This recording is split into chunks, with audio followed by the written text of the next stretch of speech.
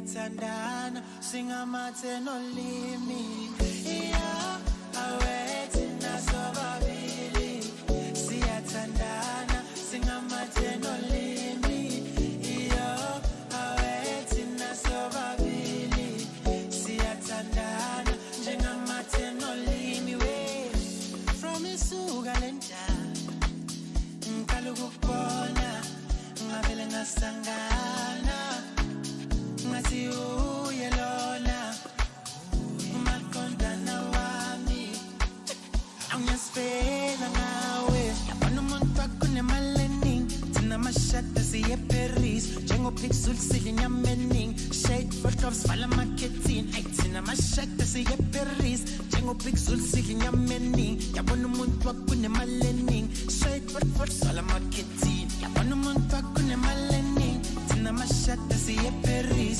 njengopixel silinyamening shade photos vala marketing ay thina mashada siye Paris njengopixel silinyamening yabona umuntu akunemalening shade photos vala marketing uyelona uyelona uyelona uyelona uyelona uyelona uyelona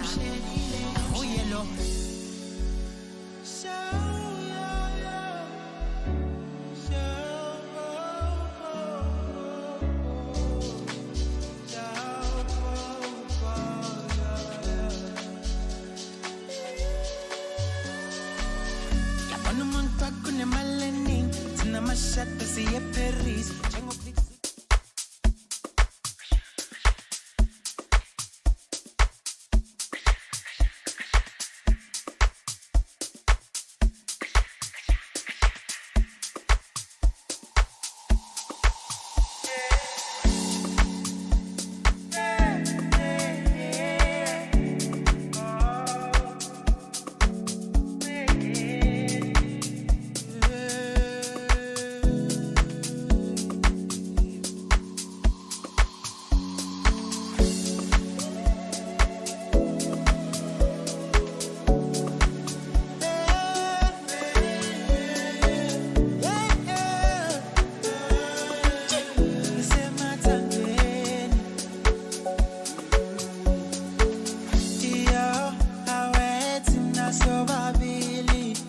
siyathandana singamathe nolimi iyo awethu nasobabili siyathandana singamathe nolimi iyo awethu nasobabili siyathandana singamathe nolimi iyo awethu nasobabili siyathandana njengamathe nolimi we isuka lenta ngicela ukubona ngavele ngasangana ngathi uyelona umaqondana wami angisifela ngawe yabona umuntu akunemalening thina mashada siye Paris njengopixel silinyamening shade photos vala marketing ay thina mashada siye Paris njengopixel silinyamening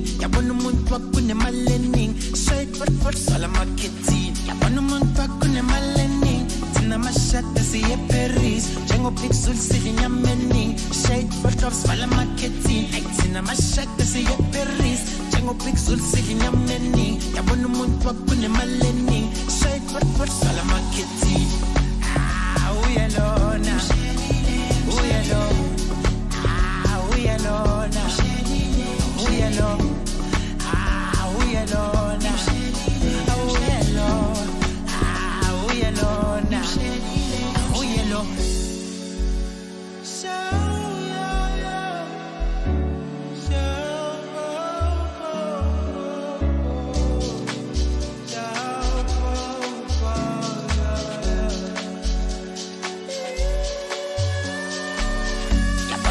akunemalening thina mashada siye Paris njengopixel silinyamening shade photos vala marketing ay thina mashada siye Paris njengobig Zulu sidla inyama eningi yabona umuntu wakho unemali eningi straight for sala marketing yabona umuntu wakho unemali eningi thina mashada siye Paris njengobig Zulu sidla inyama eningi straight for sala marketing thina mashada siye Paris njengobig Zulu sidla inyama eningi yabona umuntu wakho unemali eningi straight for sala marketing uyalona uyalona uyalona uyalona uyalona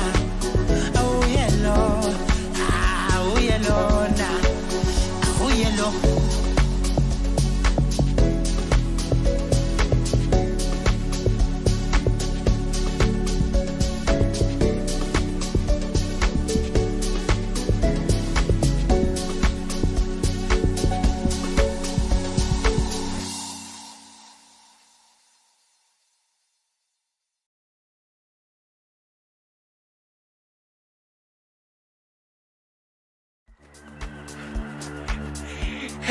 Hello everyone, welcome to the Global Sunday Show. My name is Lungani Gwala, and you know what?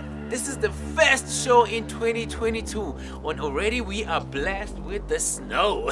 Let me tell you something, today is gonna be fantastic. We have a special guest all the way from Africa. She's the African storyteller, and she's the history of Africa.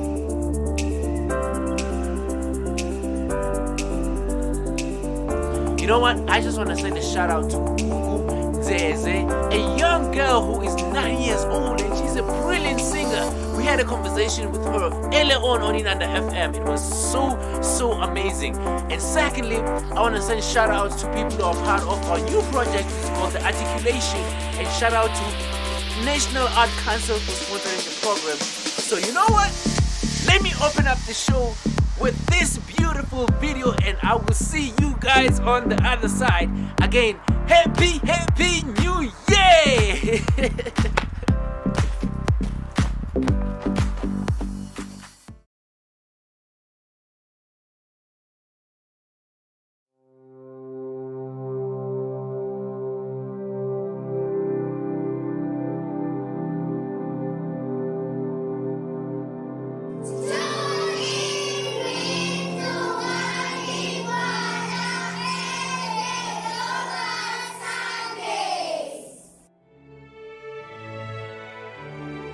To arrive in style, first you have to arrive.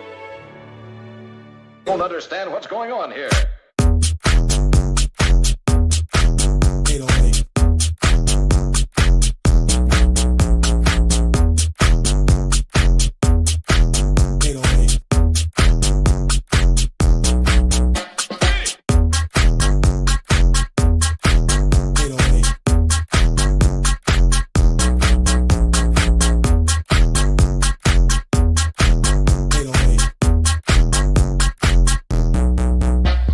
The all-new fourth generation. This is Lungani Gwala, aka Chocolate Kid Leo. Join our growing show, The Global Sunday. We stream live on YouTube every Sunday, 11:30 a.m. for American MT time. African time, 8:30 p.m. every Sunday. We host special guests. We give you latest news, global news, and the entertainment news. Click the link below if you want to find out more. Thumbs up and some hearts. Cheers.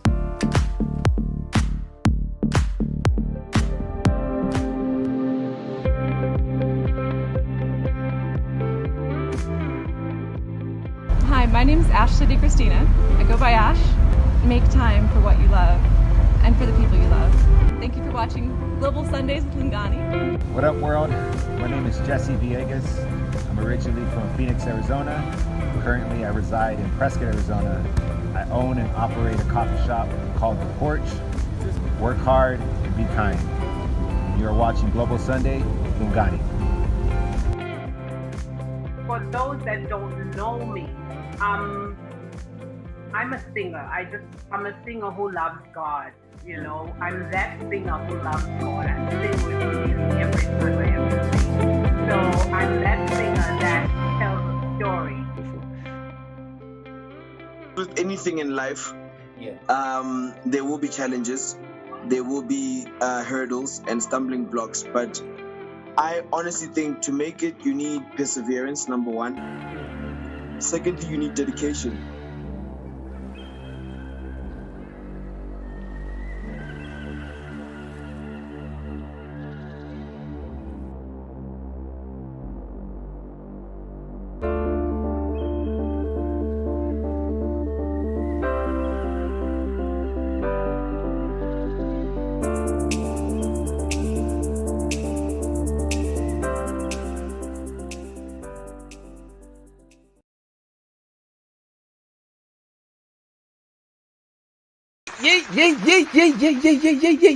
Sikhuluma nabafana batsha sikhamba kanjani ulungani kulalo aka umfana chocolate kid Leo bese bayakhala bonke bathi pu pu pu pu besho ngamavoice amancane. Welcome to the Global Sunday Show. Oh man. It's the new year. It's the new year. Hey, listen. This is the very first show in 2022, and we have, you know what? I'm not gonna tell you who we have yet. I just wanna say welcome to the show, and it's gonna be so amazing. It's a Sunday, and as you saw earlier on, I showed you the snow, right? We have a snow. It's a beautiful weekend, but the moment of truth is gonna come once I introduce my co-hosts, because we're gonna be talking about a little bit about how the week treated us and stuff like that. New Year's, what did everybody do at New Year's Eve, and all this kind of stuff that I don't want to talk about because it's cold. Look at me, it's cold. Listen, welcome if you're watching on Diverse TV. Welcome if you're watching on Facebook. Welcome if you're on Instagram. Welcome if you're on Facebook. Welcome if you're on YouTube. Please drop a comment below. We're gonna be talking to someone amazing.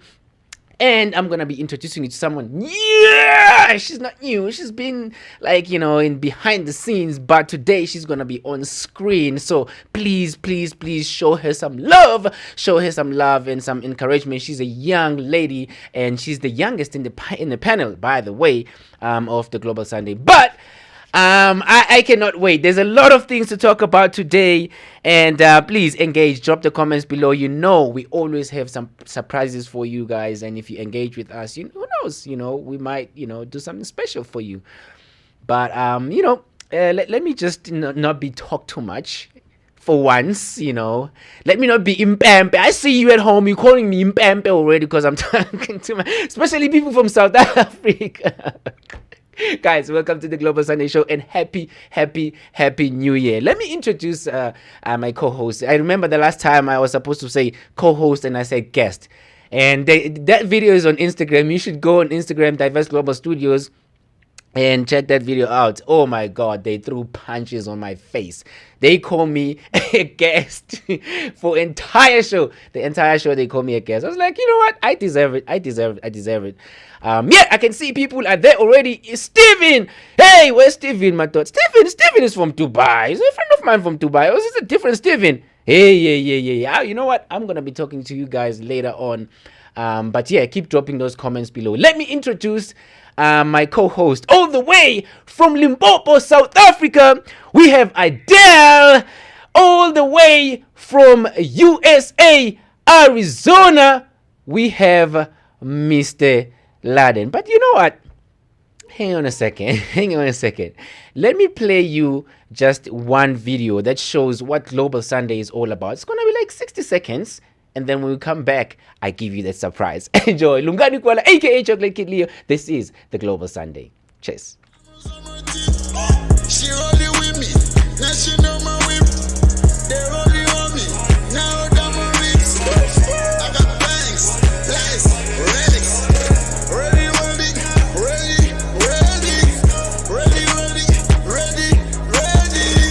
Ready or not, we coming hard, straight from the top. Ready or not, I got my bros straight from the top. Ready or not.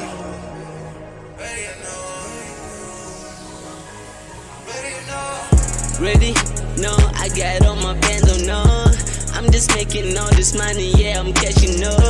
All my niggas in the street tryna get it off. All my niggas by the guap, yeah, we get it off. This shit, hunters, no. Making money, oh no.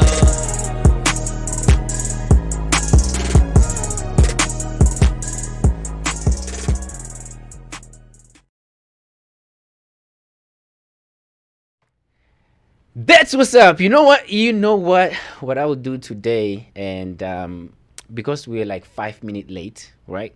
What I'll do something that has never been done before. I am going to introduce the co-host, and I'm going to introduce the guest at the very same time. Give me a round of applause. Come on, man. Come on, man. It's New Year. It's 2022. Bigger things are coming. Yeah. So let me do this again. Drum roll, please. All the way from Limpopo, Adele, Limpopo, South Africa, and all the way from Arizona, USA, Mr. London, and all the way, wait a second, she's from KZN. I call her an African queen. T-Loh in the building. Welcome to the Global Sunday Show. Oh man, yeah, I didn't mean to end the show yet, but welcome to the Global Sunday Show. How's it, everyone? Hello. Hello. Mr. Madden, you go first. 2022 is a new world. Thank goodness. Welcome, everybody. It is so good to see you. And, if you've watched this show, just to talk a little bit about our guest, T-Loh, everybody on this panel, everybody in our world really is all about telling the story in different ways. I do it in dance.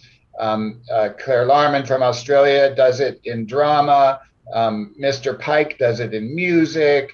Then we have Pipo Tafel from Germany who does it with video and film and photography. Everybody here, and we will be introducing Adele, who is one of our beloved ambassadors.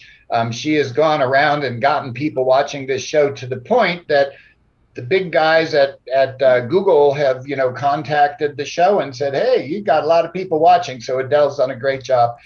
We always start off our week with telling how the week was. And my week was profound. On the 23rd of December, my mother died, and I am a lucky, lucky, lucky person because I'm 70, and I had a living parent until I was 70. So this is not sad. It is life. It is reality. But there is, of course, a great deal of feeling when you lose your mother. And tomorrow is her funeral. So my week this week has been about adjusting to this new relationship into the world. Lots of texts and phone calls and Zoom calls and organizing food and flowers and all of the stuff that you don't want to even think about that, but you got to do it. To you young people out there who are young and have your parents in your lives, you won't realize till you're my age and they're not there or whatever age, how valuable that is. Funerals are for the living. Life is for everybody as long as they're living. Spend time with your parents. Listen to them, talk to them, know them. Show yourself to them so they can show themselves to you.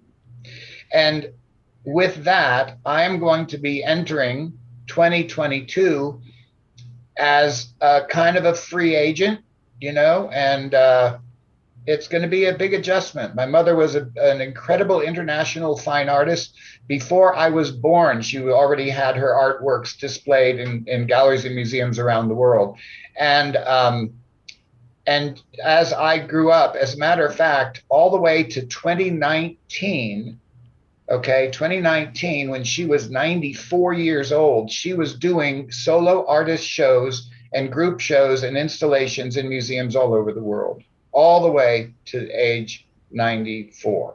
And she did that, and she raised 6 children. And she was the first woman to get a master's degree in the state of Florida. And she was one of the people who helped form a thing that was called Fair Housing Equal Opportunity. which later in the 60s became the Civil Rights Act. She was one of the people who got the old group that was called the League of Women Voters that started in the 1920s as the first non-sovereign nation as a member of the United Nations.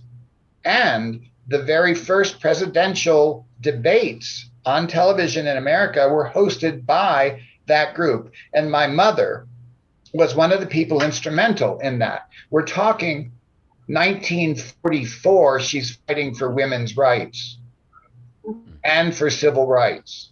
And believe me, as a child growing up with parents who were doing that, we got a lot of bricks with rags wrapped around them on fire thrown through the front window of our house. And I mean, you know, my mother was a pioneer.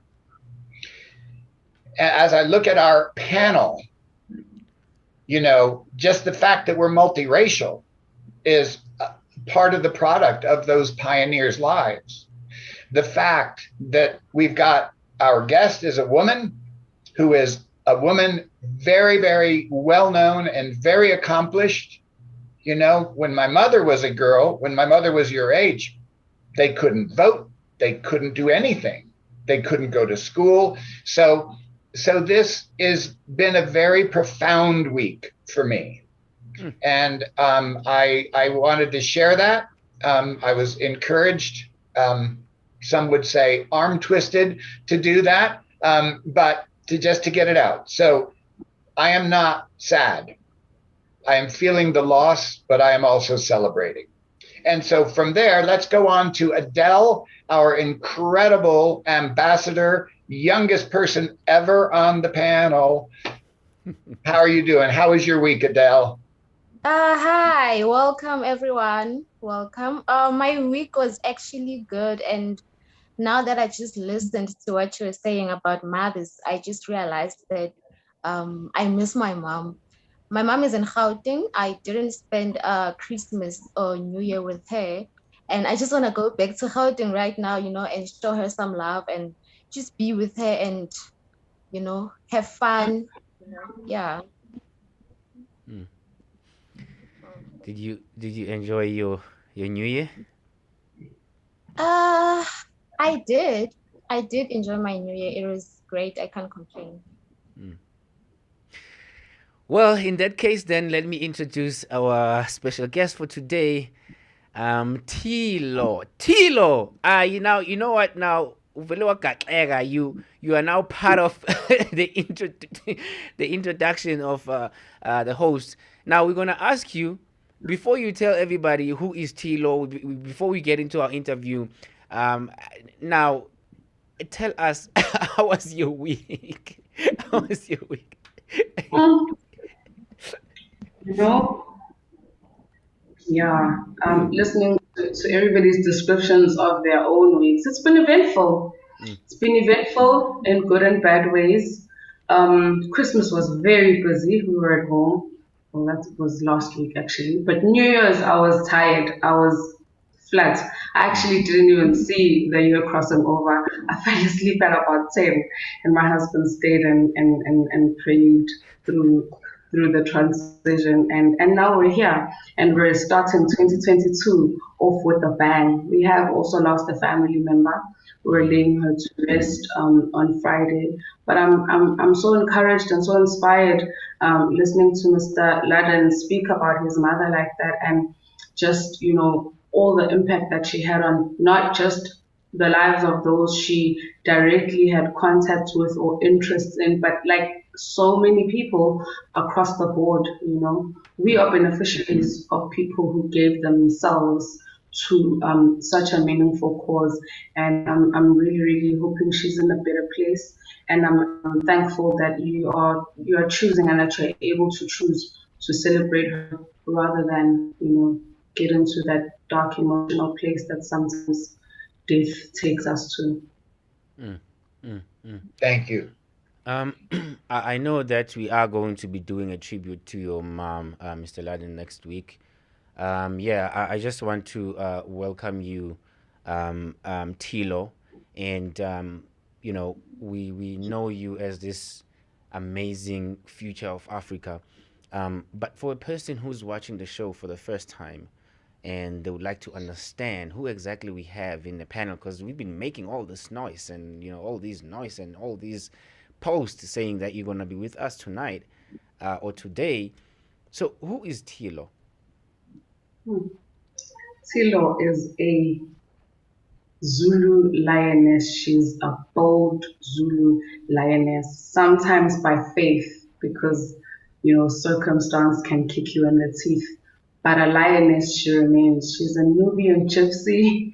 She is a lover, not a fighter. No beef, only chicken.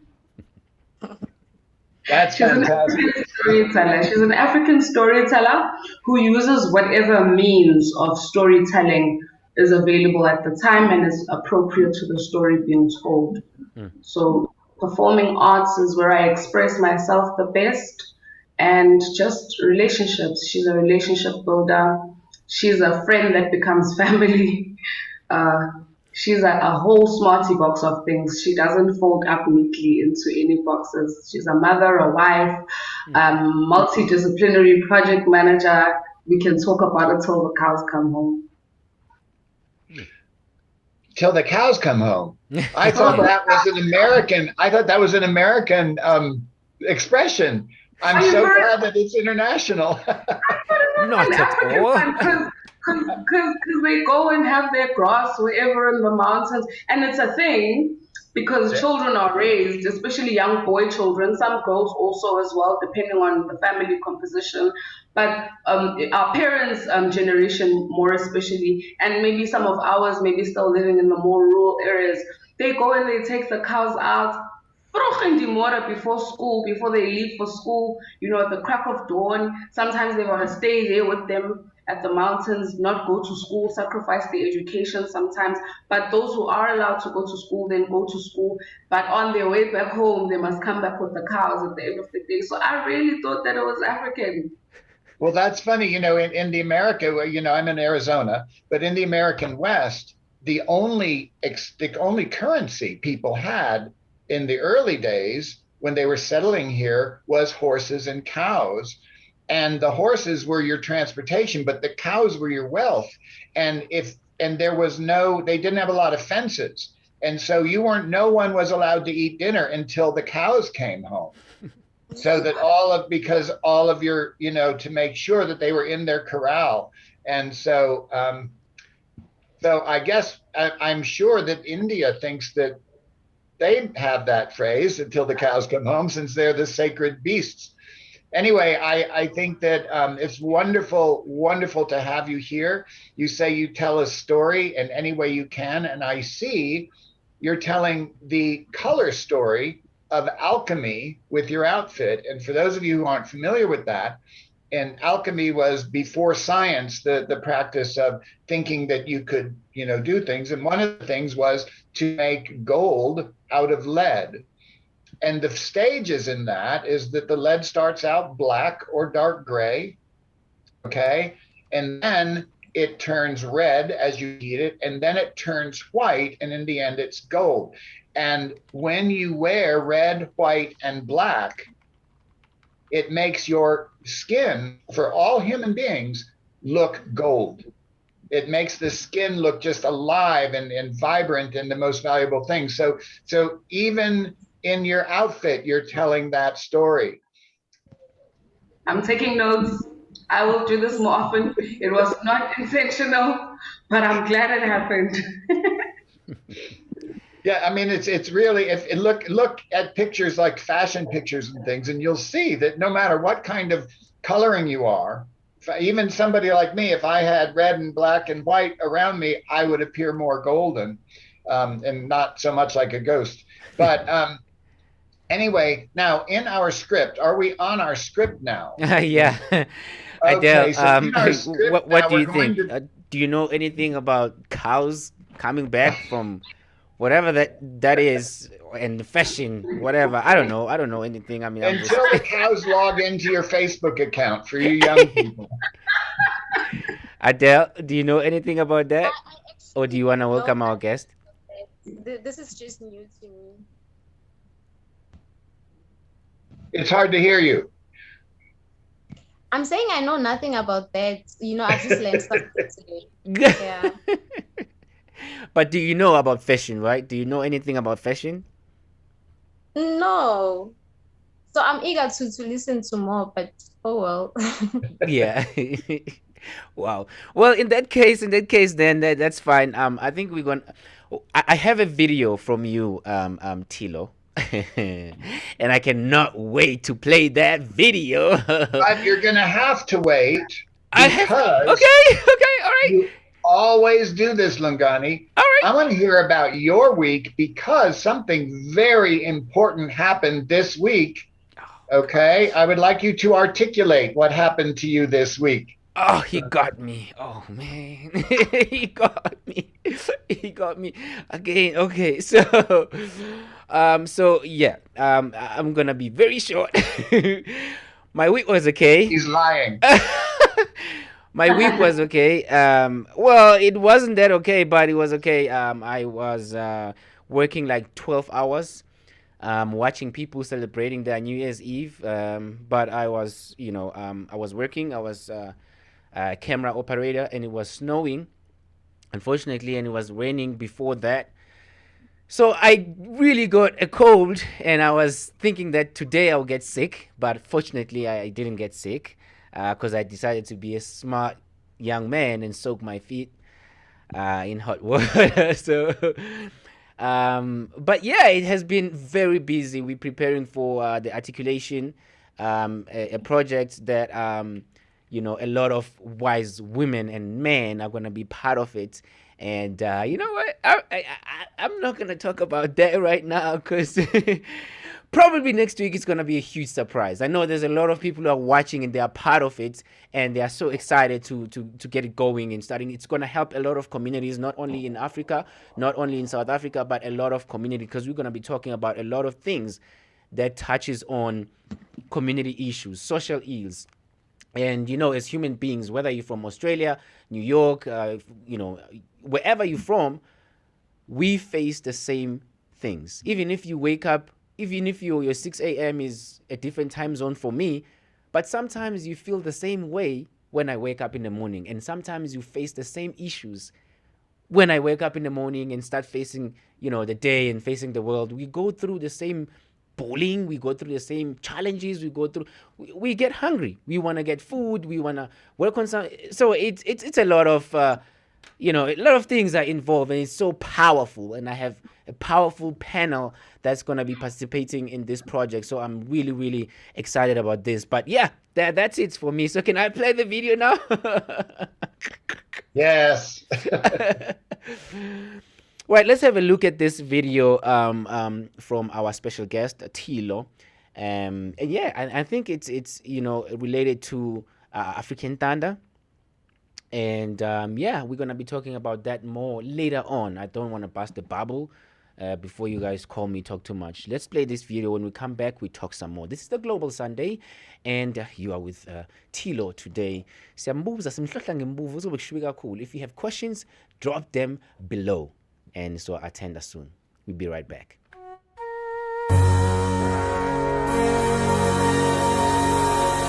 What is your gift? What do you have? What are you bringing to the table? What's your contribution to African storytelling, to the world? They must know Africa is awakening. If you look around us, Africa is awakening. So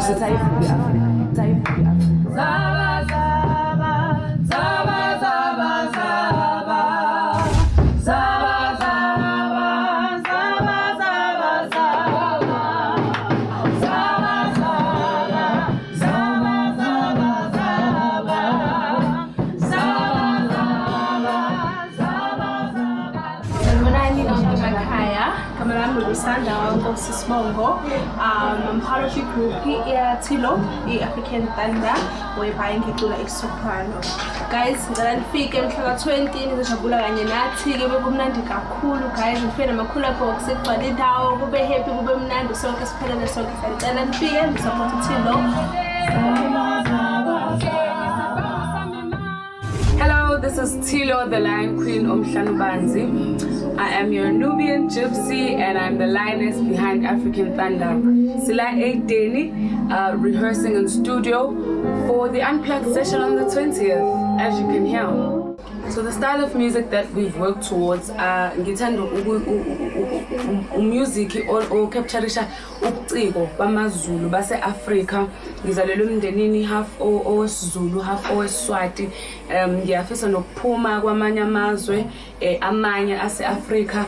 Siqale ngeAfrican Thunder, iAfrican Thunder sayixubanisa mawilalela ixoxa ama-Africa indlela axoxelana ngayo indaba and pass down the heritage from generation to generation is via folklore. This current song is called Umhlanobanzi. It's made up of ithakazelo zakashangase ekhaya lami ngizalelwa kulona. The whole song chronicles the devastating and amazing things that our forefathers used to do and became famous for. Umhlanobanzi ngokubeletha amakhosi is a poetic acclamation to the strong backs of the mothers who carried the kings in the Shangase lineage as children. And here it goes. Enjoy!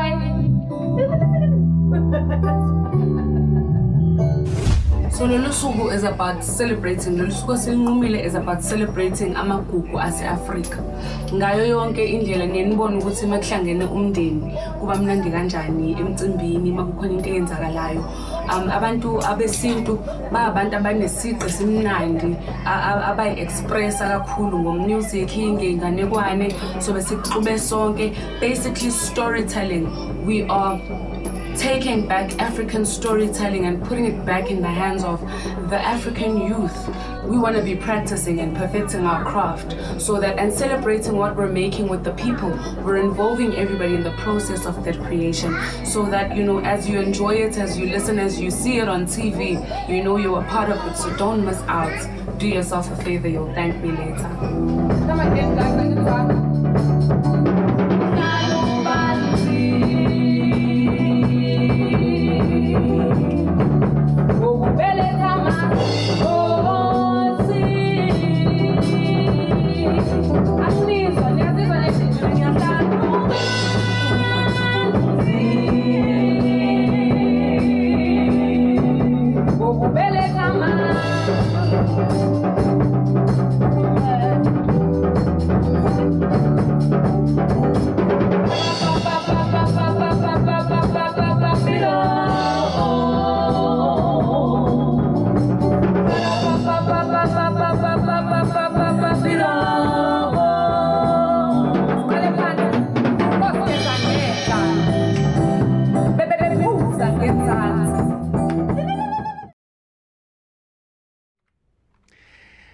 Welcome back to the Global Sunday Show. I'm gonna toss it over to Adele.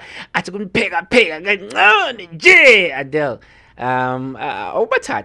Love. Welcome back, everybody. Welcome back. I hope you're still tuning in. And welcome, T-Loh. It's so nice to be interviewing you today. We are glad to have you on the show, by the way. So I have a question for you. I'd like to know, since you were born in KZN in Pietermaritzburg, you moved to Durban for your studies, right? And then when you moved to Durban, you actually got closer to the house of God. Can you please tell us about that? Where to begin? I grew up in a very sheltered environment. It was sheltered from external, mostly external harm, but internally there was a lot going on. So I've lived at home for my whole life, never went to boarding school or anything. And I was the eldest of 3 kids in the marriage of my parents. There were children before me who are older than I. But in our household, which is really funny, it was always had so many people in it because my mother and my father just really took everyone in and raised them as their own. So when it was time to go to university, they didn't want to let me go. They didn't want to let me go out of the house. They didn't want me to go far from home. They were all worried about the big bad world, and so forth. I was the only girl as well, living at home, and I guess they were just really protective.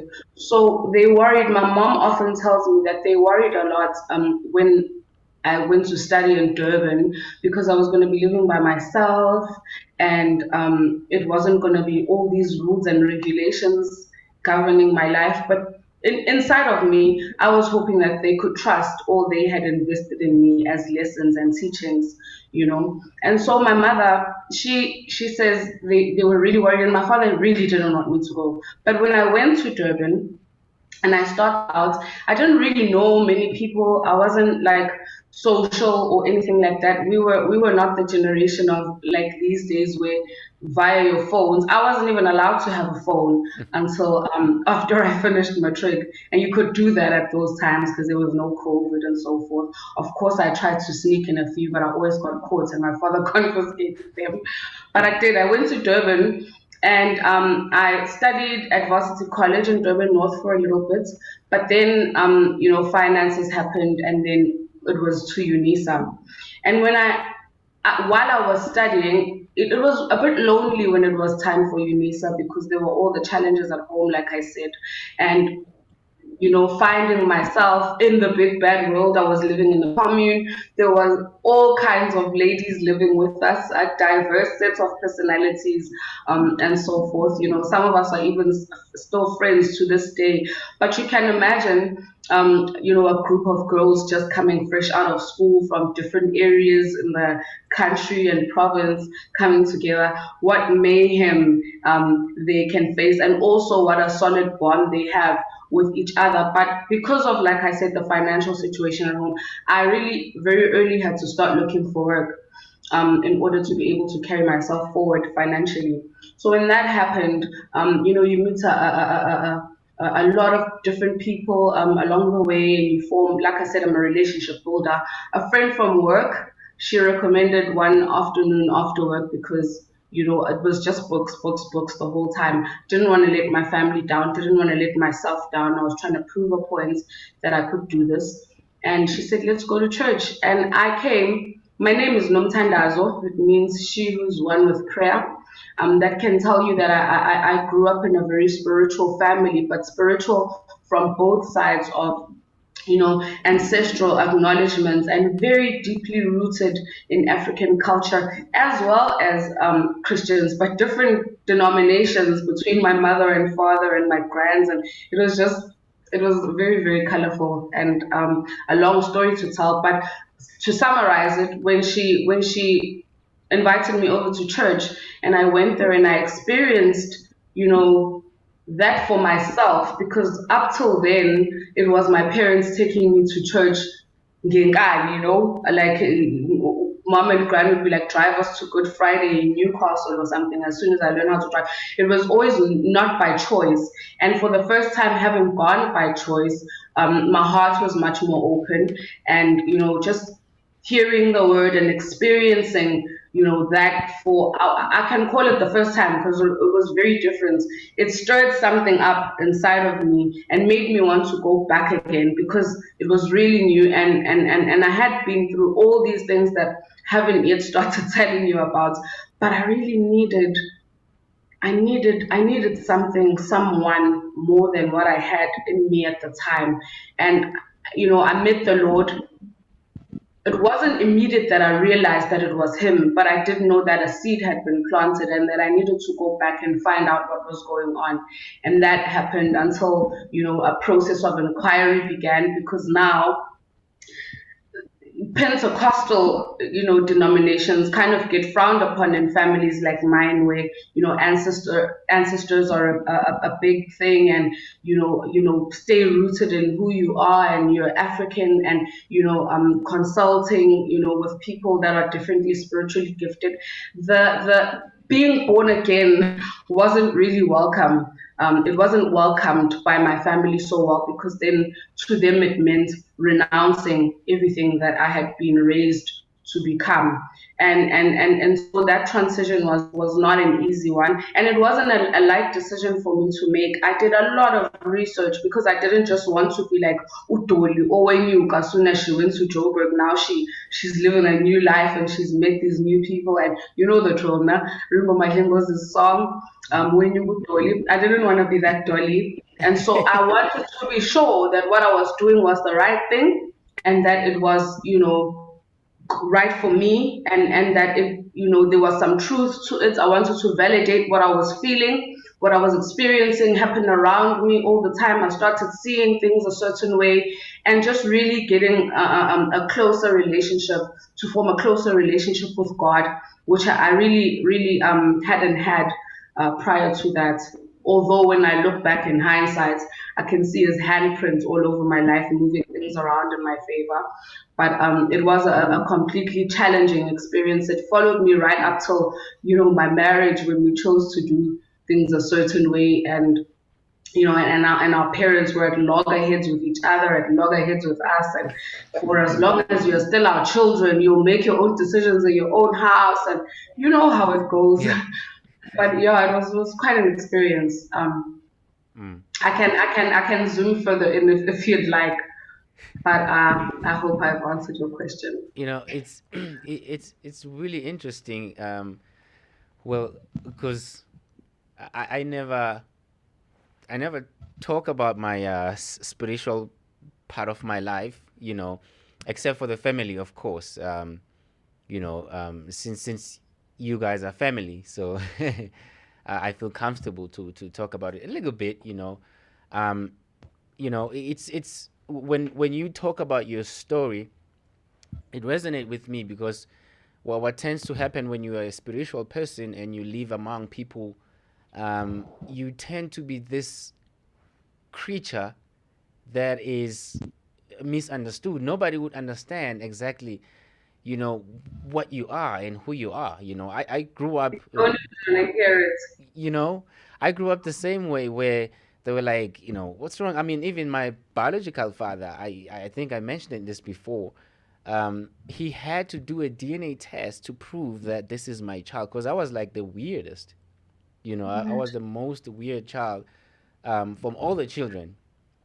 So, obviously nobody knew what was going on, but as time goes on, they understood that, I'm a gift, to the family, I'm a gift to the community. So, I mean, it really makes sense. It's like, as you talk about this, it hits me so hard. I relate so much because I know how it feels to try and explain who you are, and everybody's like, "Are you crazy?" I even said when I grew up, I said, "Oh, you know what? As people, we grow up seeing stuff. We grow up seeing things, that we grow up next to, and when we experience something that we've never seen before, we doubt it."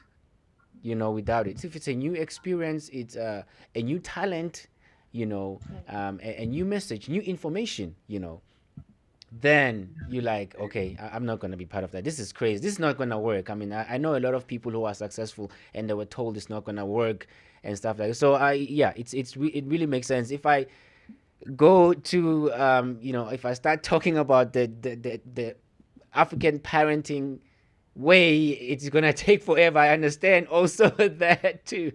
So I can relate. Nice to our parents, be kind to them, hey? I often think about how, and I tell my friends, do you realize that our parents were our age when they were bringing us up, and we used to look up to them as these great adults who had everything figured out, and there were like 6, 8, 10 of us, and they managed because they were raising their children, sisters, brothers, uncles. Everybody was, it was a bigger family, or it's different for all of us. But I have one kid, and he's like 6 kids in one, and I wonder how my mother did it. Be nice to our parents. They got a lot wrong, but they also got a lot right. Look how we turned out. Yeah. I'm also a spiritual person myself. And hearing your story, I'd like to know, would you boldly say that God showed up for you way before you even knew about him?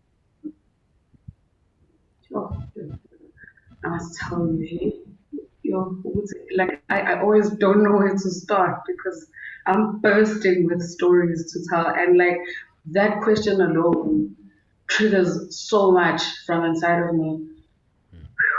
God has been there the whole time long. You will not believe me if I take you through the things I've seen and gone through as a child, from respect to my family members and acknowledgement in how some of these things are their stories to tell, but they really impacted our lives, sometimes quite deeply and to our demise, while they were trying to figure things out on their own. And, like I said, I was the only girl at home. There was all sorts of things going on around me. There was physical abuse, there was domestic abuse, there was sexual abuse. I've suffered at the hands of trusted people, of family friends, and only now, after my father passed away, we recently lost him to COVID, did everything that I've been sitting on surface and start affecting me. I'm 30, it's a lifetime of all that stuff that I've just been carrying on. It happens and you just carry on because you can't really do much. Or you trust someone to protect you and they end up being the one. Or there's an array of reasons why sometimes there wasn't any help but the help of the Lord, even though you couldn't see Him. The fact that I was able to even stay alive till this point, I've made several attempts on my life. There's been I come from a madhouse, and I say this so endearingly because in good ways it was a madhouse, and it shaped me into this, lioness that I'm telling you that I am. But to have survived all of that, I can comfortably say was only for the brave. And when I look back, even today, right now, I don't see myself as brave, but that courage must have come from somewhere to keep going. And I think that it's God, definitely God. And I always say, I would have ended my life a while ago. I made all those attempts. He didn't let me have that clean exit. So the life that you saved, Lord, is yours now. It's not mine anymore. I took mine, This one is yours, and do with it what you will. So I can certainly vouch for God having been there from scratch. My name being Nomtandazo. My parents couldn't have children for 5 years into their marriage, for also a number of reasons. My mother had been abused and she had lost children while there was a lot. But when I came, they had given up. And my grand took them up the mountain and they prayed. And they prayed for a child, and they got a little baby girl. From that time, while I was still a thought, not even a clot in my mother's womb, God has been there molding me, crafting me, ordering my steps, turning everything that the devil intended for evil into my good, Certainly, the answer to your question is without a doubt. There's so many stars in the sky at night, and there's no city around. You see all of those stars, and every single one is a point of light. It's an origin of life. It's a sustainer of life. And each individual is like that. I've only just met you today and only through Zoom, T-Loh, and also Adele. Every light that God creates has its duty to shine that light on some part of creation, some part of the challenges of life. I've always found it very unfair when someone tries to direct your light in a particular way. Your light is a gift of God, and you alone can shine that light. And it's not up to somebody else to tell you where or how or anything like that. I was raised in a very, very strict Catholic family. And early on, even when I was in the crib, I had a different spiritual guidance. I had a different spiritual awareness. And I had to mostly remain silent, but then I can really relate, when you said that when you went into that church and you found that you didn't know what it was, but you knew it was something that had a life force in it. And because you had to suppress that, and done all the behavioral, behaved well and done what your parents wanted you to do, the moment when that light in you, when you find it and you can shine it on your own without somebody trying to guide you or even shame you, it's a beautiful moment. And I'm so glad that you found it. And all of you young people here on this show have found it so young, so very young. Looking at the specifics then of your life, T-Loh, if you had not grown up in Pietermaritzburg, and gone through everything you've described, and we're going to get into it a little bit more later because it's so much part of your story, but what qualities in life would you have missed? If you hadn't had all that pressure, you'd still be a lump of coal, but you're a diamond. So what would you have missed if you hadn't had that Pietermaritzburg upbringing?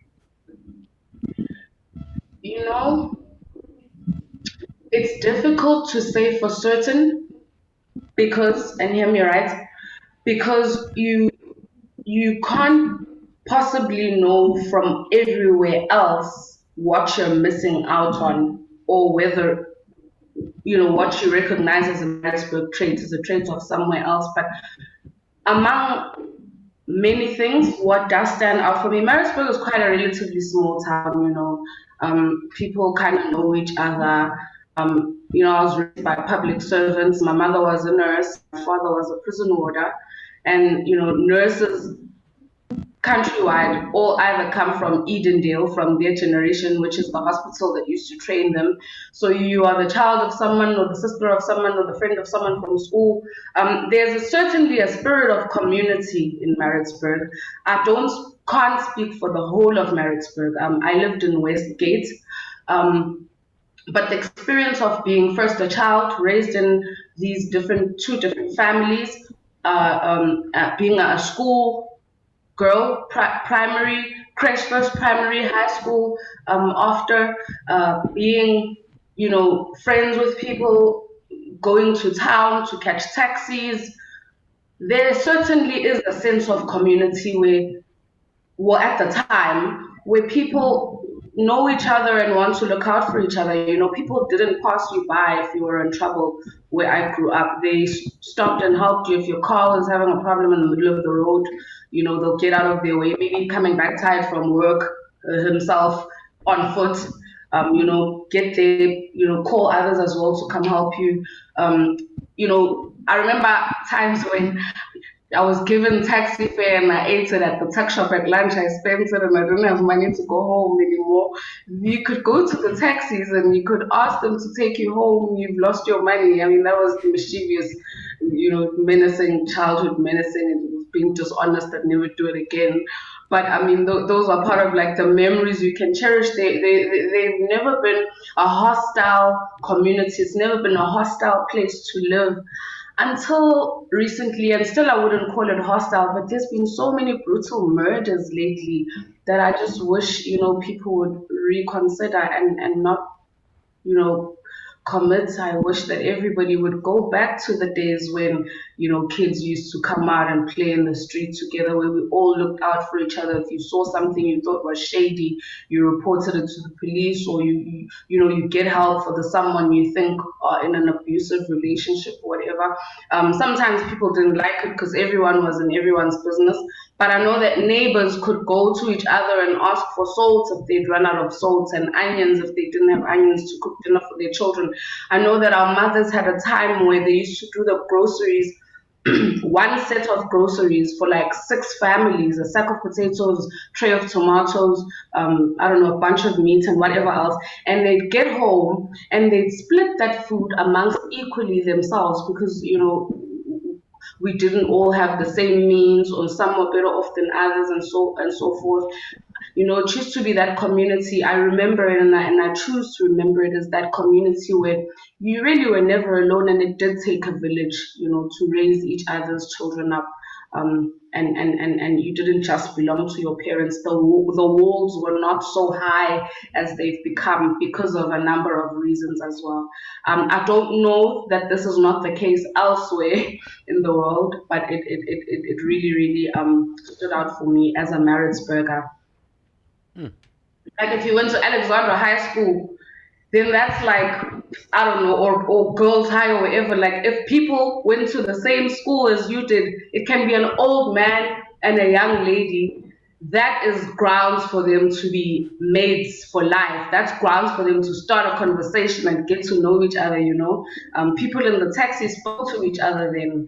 They didn't just like keep quiet on their phones until they got home or something like that. It really, there's a tangible spirit of community. I pray that it comes back. Adele, before you say something, because I know, yeah, I know everybody wants to say something, but when you talk about, you know, how you grew up when you were young, especially in South Africa, how parenting used to be and how connected families used to be, neighbors, and you know, I remember there was a time where, you know, if you were young and you would be found doing something wrong on the street, everybody would be your parent. You know, your parent would be my parent. And if they beat you up, you never say anything, because if you go back home and say, so and so beat me up, they will say, what did you do? And they will beat you up even more. So yeah, I just wanted to add on that before Adele. I know Adele wanna say something, and Mr. Danny wanna say something, but I just wanted to add on that. It's so amazing, and you just took me back into those days where, you know, life was kind of like real, you know, like real, you know. Anyways, Adele, I'm sure you have something to say. No, I just wanted to say that sometimes we don't realize as people that we need change in our lives, you know. So change is sometimes necessary, but you know, we don't realize how much change can do to our lives, how much moving from one place to another or from one country to another can actually do to our lives. So yeah, change is inevitable sometimes, and I think we need to acknowledge that. Yeah, ne? Sometimes it's hard though. Yeah. Well, you know, oh, sorry. No, I'm done. I was just saying, Lord, increase my faith. Yeah. The, you know, how we grow up, it really does, change you, and it shapes you. You know, you were talking about being raised by civil servants. Well, what that gives you is a sense that if you are in a position of civil service, you have obligation, not just what's written in your job description, but you have an obligation to your community. It also having that sort of parenting from all sides, you know, and those connections of in your education and all of that, it makes you feel part of anywhere you would go. The base understanding of self is that I am related to these things around me and these people around me, and I have an obligation to them, and there is some kind of obligation that they have to me as a community, not as an ego. And I can see that in your work very clearly. I wanted to circle back though to something that it was a very, very transformative part of your life. And as Adele has just said, you know, things really change you. And there was a time you mentioned briefly that you were very focused on the church. You were discovering yourself. You were discovering your light and how to shine it. And then you were also studying. You were away from home. And then your family ran into financial difficulty.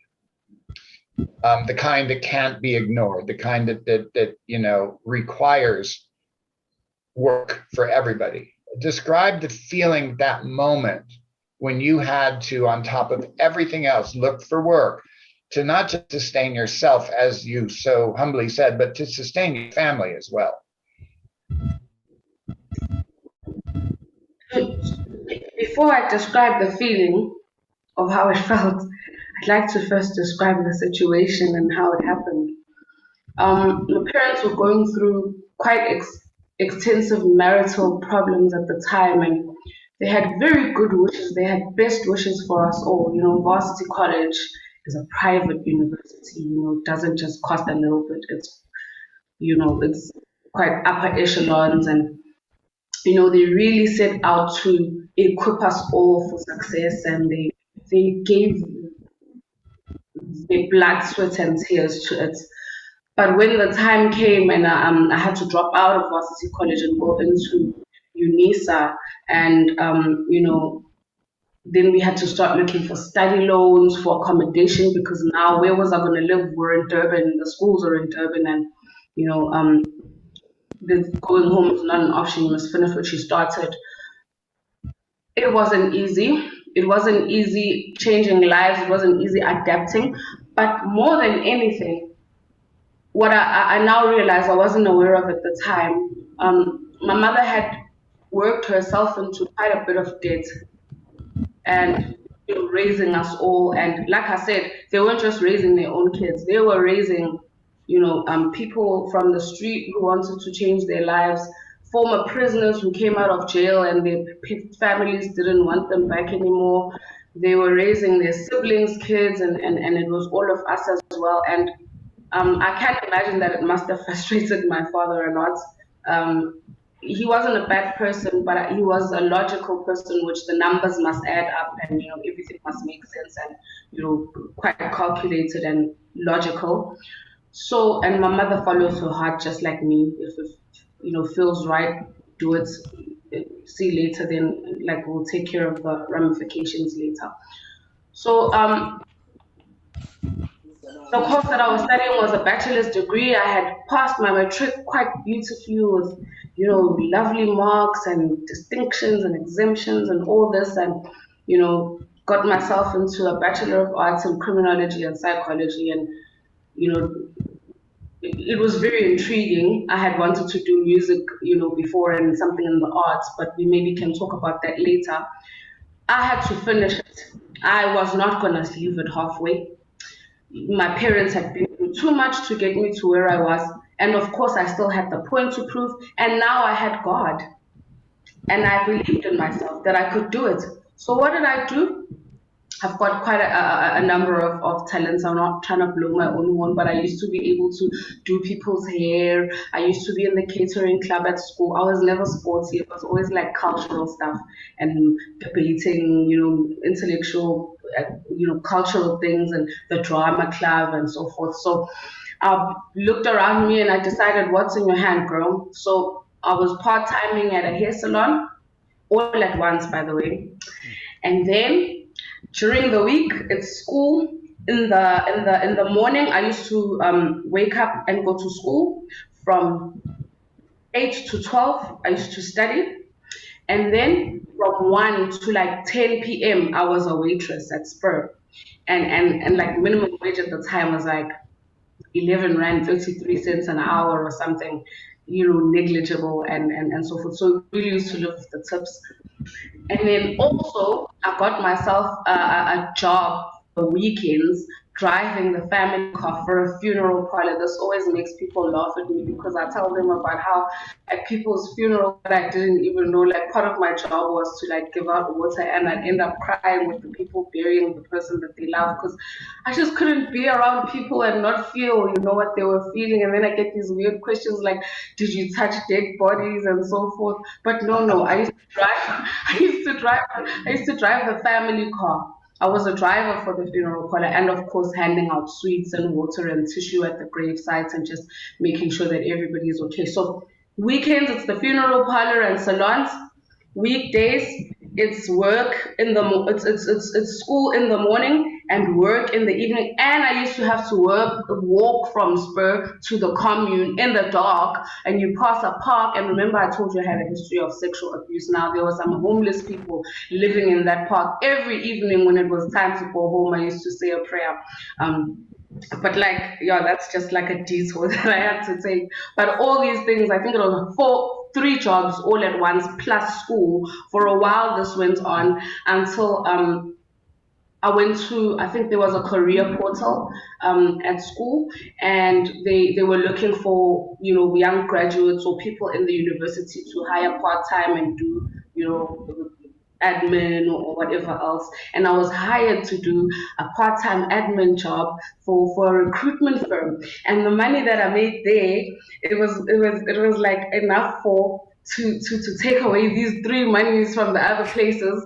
It was so funny because it was 700 rand, but it's you look back now and it was like millions at the day. I remember one day the bonus came in December and we were at a wedding, and the SMS came in, and I left the wedding and I went to the car with my husband. Well, he was my boyfriend then, but he's my husband now. And I cried and I prayed and I said, thank you, Lord. And that bonus was like 11,000 rand. And I'm like, oh my God, I've never seen so much money in my life. It felt like millions. But anyway, so when I was making that one salary in that one place doing that part-time job, that money and that work and those hours were more suitable to me being able to walk to say my goodbyes at the other piece jobs and now focus properly on school, because that also had been now lagging behind because I wasn't sleeping enough hours in a day and all that jazz. So it was a very interesting journey. And it's so funny today and poignant and serendipitous that on this platform you should ask me about it, because my colleagues, when they learned about my life and how I've been, getting by, they used to say, that sounds to me like a success story. One day you're going to be telling it to people, and, just the not giving up. I used to be tired. I used to don't even have enough clothes to wear. At varsity, it's all about looks and everything, and fitting in with the crowd, and, teenagers being, it guys and it girls and so forth. And meantime, you just want to be meek and you've just met the Lord and you're all still a little bit confused because at home, like I said, they don't want to hear about this, but isn't this a good thing? So there was all of that conundrums happening inside my head and inside my heart and around me. But everyone was very proud of all the effort that I was making, and I know God was as well, which is how He's carried me through. And that job, the one that I'm telling you about, ended up shaping up my project management career, because it was actually a project management firm, and those directors, that board of directors is 3 men. They ended up becoming my fathers, my mentors in life. They've ended up teaching me, relaying all the knowledge that they've collected in their lives and during their career. At some point, I think it was my second year there, I had gotten about like 2 promotions. They decided they were going to take me and pay for my studies towards project management, because I finished the degree while I was working there as well, and then now I was finished, but it was in a different field. And here I'm thriving in the company, and it has nothing to do with what I studied. I've just grown organically. So now they wanted to equip me in the ways of what was being done there, and that is how I became a project manager. So you see how all these terrible things, what the devil tries to throw you flat on the ground, and God lifts you up, dusts you off, and sends you merrily on your way. What a powerful story. What a powerful story. You know what? I think we should take a break. Let's take a break. And then if you are watching at home, remember you're watching the Global Sunday Show. Today we have T-Loh, and she's sharing a really amazing story with us. You want to send me a comment, send a comment below. You have a question. I can see there's a lot of people who are saying a lot of things on the comments below. Send a voice note to +27796734077. If you are my kind, the kind that doesn't want to type a lot, that just want to speak, you can send me a voice note on WhatsApp +27796734077. I can see they call me talk too much already, You know what? I'm just gonna. You know what? I'm gonna play a video. We take a break. We come back. We talk some more. People like our T-Loh are people that we normally have.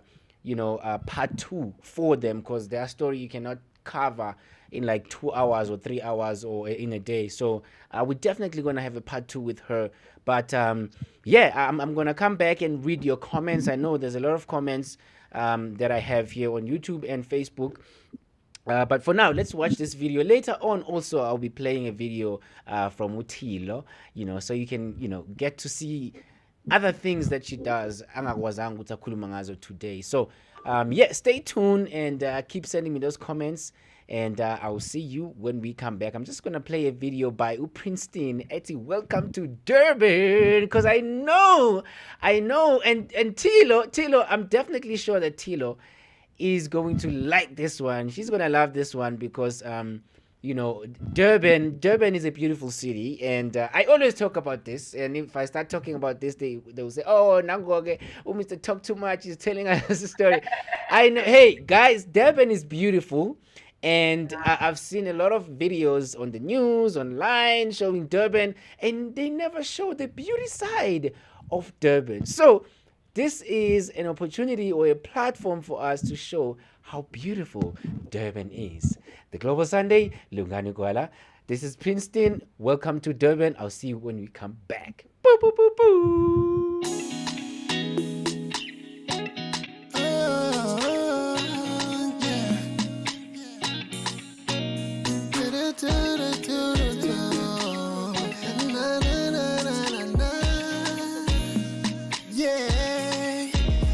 Everything paid for is on me. You ain't gotta stress cause you're VIP. Penthouse suite, fresh white sheets. Whatever you like, girl, it's your treat. Shotgun in a guinea. Hit the beach in your tiny bikini. Rickshaw rides, cow skin vibe. Swim with the sharks, baby, it's alright. Girl, you're looking fly today. In every kind of way. Muscali falsetto. Let me take you to the ghetto. You could be my tidal wave. Take me away. Girl, what you say? It's a beautiful day. Welcome to Durban. Welcome to my city, yeah. Welcome to Durban. Durban. Welcome to my city, yeah. Pop champagne, no pity. The sun never sets in my city. We can do shots, yacht life vibes, oyster box, you decide. Life's different near the water. Anything you want, you can order. Copter rides over the ocean. We in slow motion. Girl, you're looking fly today. In every kind of way. Muscali falsetto. Let me take you to the ghetto. You could be my tidal wave. Take me away. Girl, what you say? It's a beautiful day. Welcome to Durban. Welcome to my city, yeah. Welcome to Durban. Durban. Welcome to my city, yeah. Ooh, Durban City. Durban City. Durban City. Durban City. Durban City. Durban City.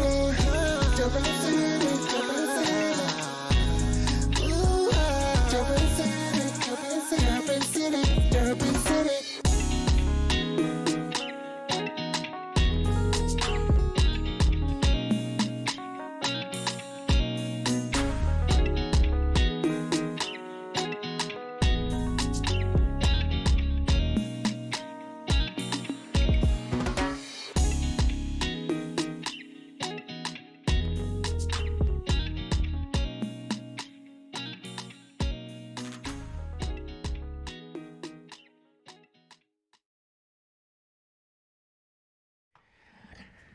Yes, that was Princeton. It's welcome to Durban. Oh, awuthi ngimnikeze applause. That was a beautiful music video. So now you know, if you're watching, if you have never been to South Africa before, now you know how beautiful South Africa is. So stop showing kids with snot, kids walking barefoot next to the lake, hungry and eating papers. That's not true. Because every country has that part of them, you know, where they're struggling and they never show it. But yeah, it's one of the reasons why I love this music video, because it shows a little bit more about how, you know, how Durban is and what it looks like. But anyways, I'm just gonna go back to my panel, my lovely beautiful panel. Welcome back, guys. Welcome back to the Global Sunday Show. And you know what? I'm gonna toss it over to Adele. Adele. Welcome back, guys. Welcome back. I have a question for our beautiful T-Loh. So, T-Loh, you released an EP in 2020 called African Thunder, right? So I just want to know more about it. Tell us more about it. Sorry, I'm getting some feedback, but I did hear you. Not sure if everything is okay on your side.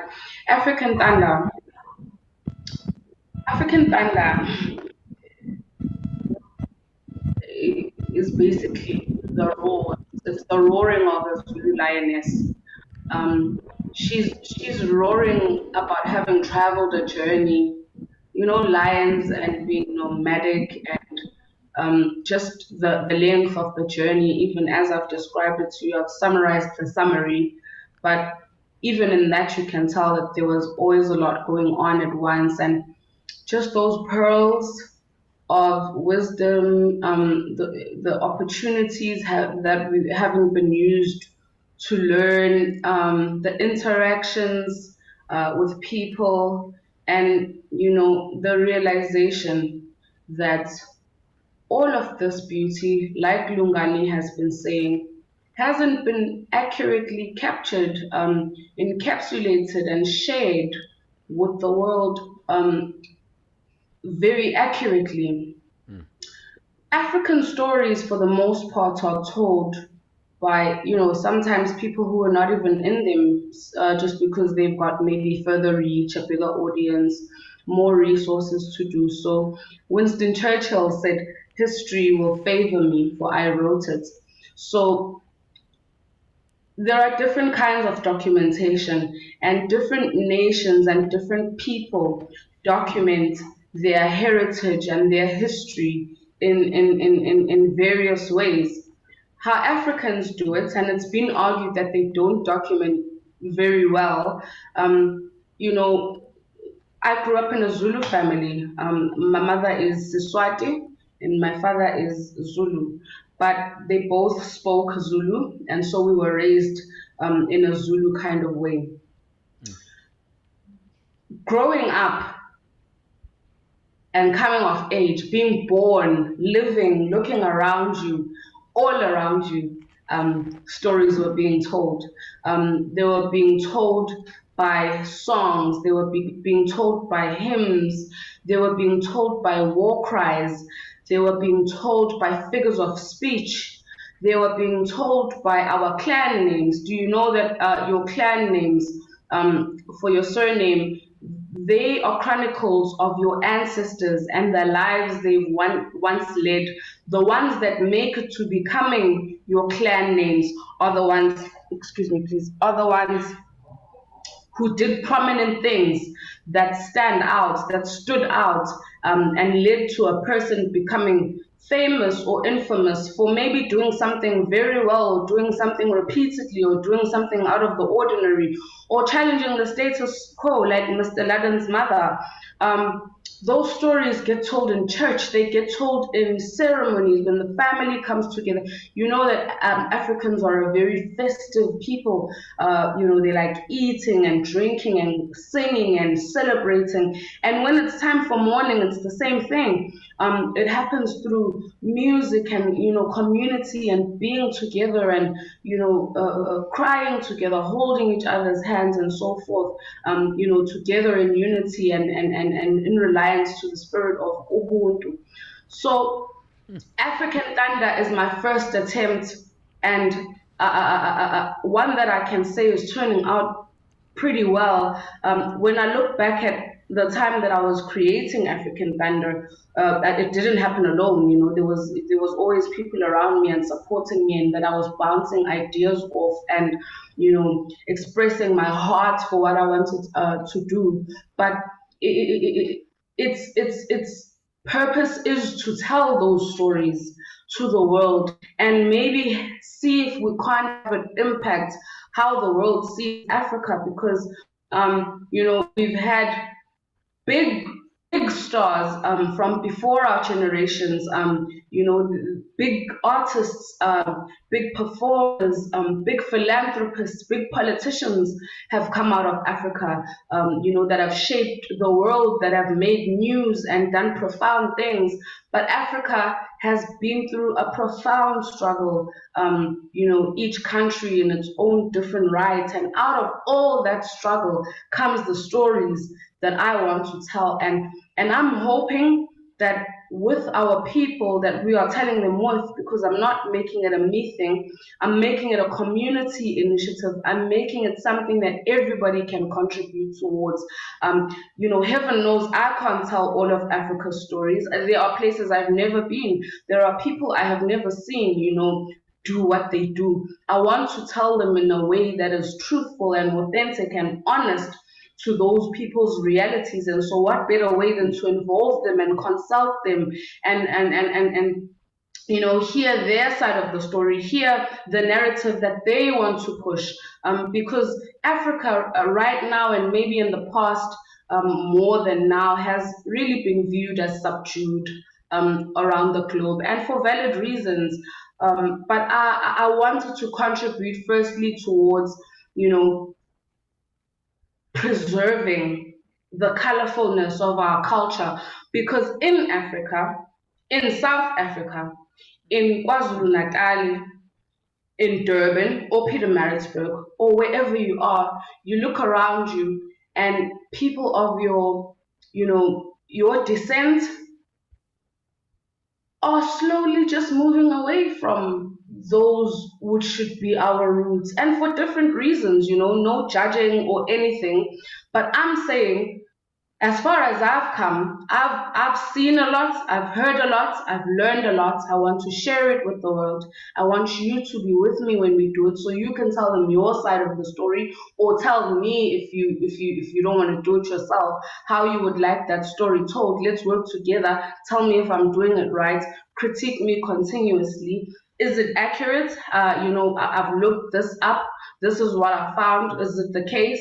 And things like that. So those are songs. They are 5 songs that I've picked up along the way, either in church or at a coming of age ceremony called Umemulo, or at a pre-wedding celebration where families exchange gifts called Umembeso, because marriage is a process. In isiZulu and in many African cultures, you don't just propose and get married. The game is changing with time, but how it used to be done and how it's still quite widely done is that there's a process, due process, that's followed to ensure that the two families get to know each other, and even the lovers get to know each other before they commit to such a lifelong commitment. There's festivities involved in that. There's gifting each other. There's even sometimes what is it? The word is running away. But when you taunt at each other and you